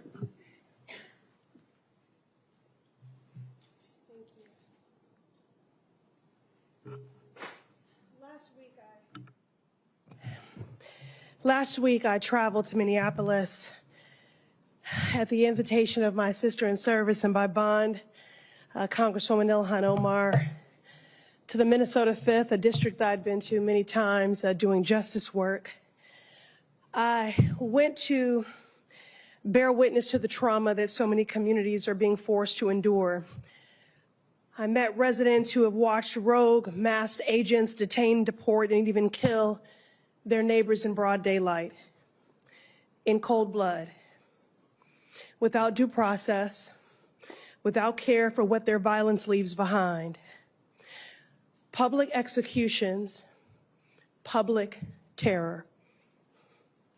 5-year-olds are being detained. I'm thinking of Liam Ramos, a 5-year-old child held detention for a week, and the over 3,000 other children whose names we don't know, who remain in detention centers across the country. I'm thinking of his classmates who wrote letters to ICE agents pleading for mercy, appealing to whatever humanity they hope still existed.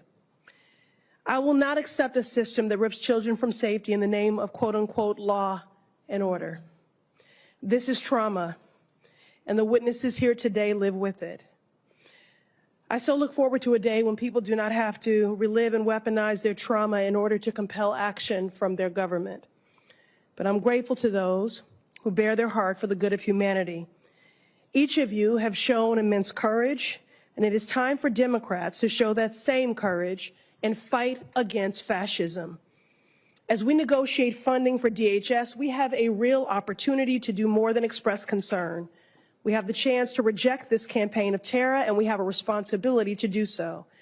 As Democrats, we can say we give a damn, but that is not enough if we refuse to act with courage. Requiring agents to remove masks or obtain warrants before entering homes is important, but let's be honest, that is the bare minimum. We can't leave power in the hands of bad actors to decide whether or not to follow the law.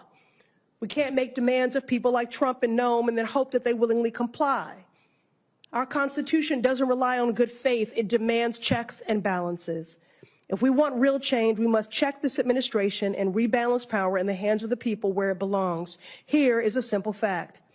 People should be allowed to sue ICE agents for violating their rights and killing their loved ones, period.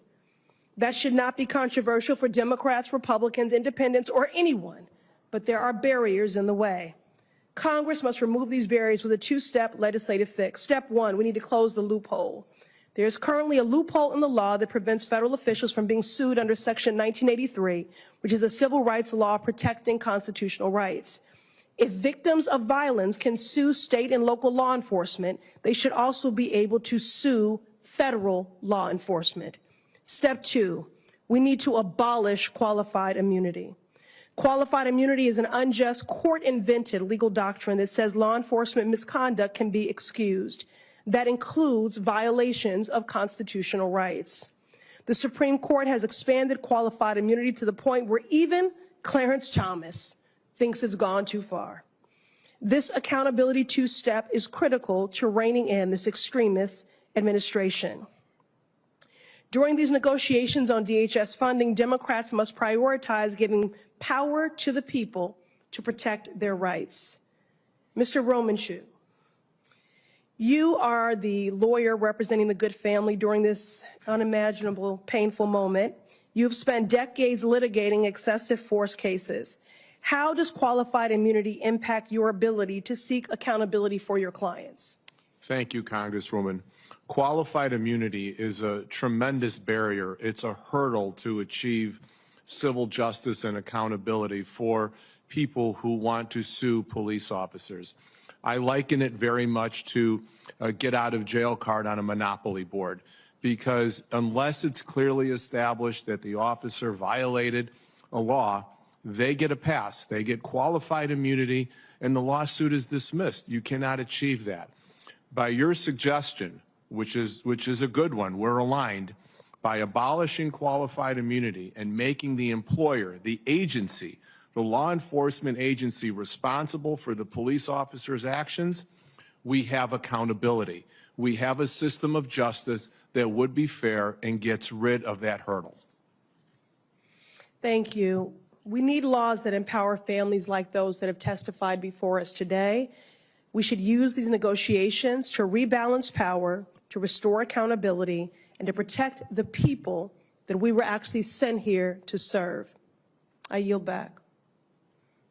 Thank you. And I want to thank you all first. Our witnesses, just thank you for your courage, your testimony, for being here. I know it was difficult. I thank you for answering all the questions, and I want to thank all the members of the House and the Senate. We had a large participation today for joining us, and so thank you very much. Thank you. Thank you for the balloon.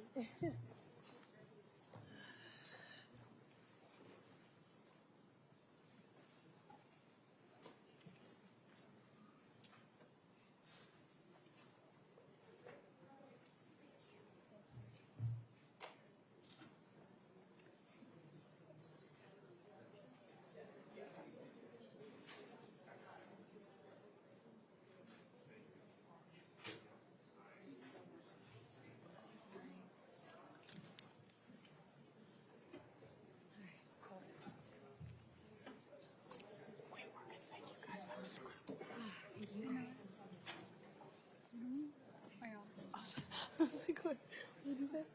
What do we grab? Just the name plates, recycling name plates, and then grabbing the papers. I'll grab the name. Okay.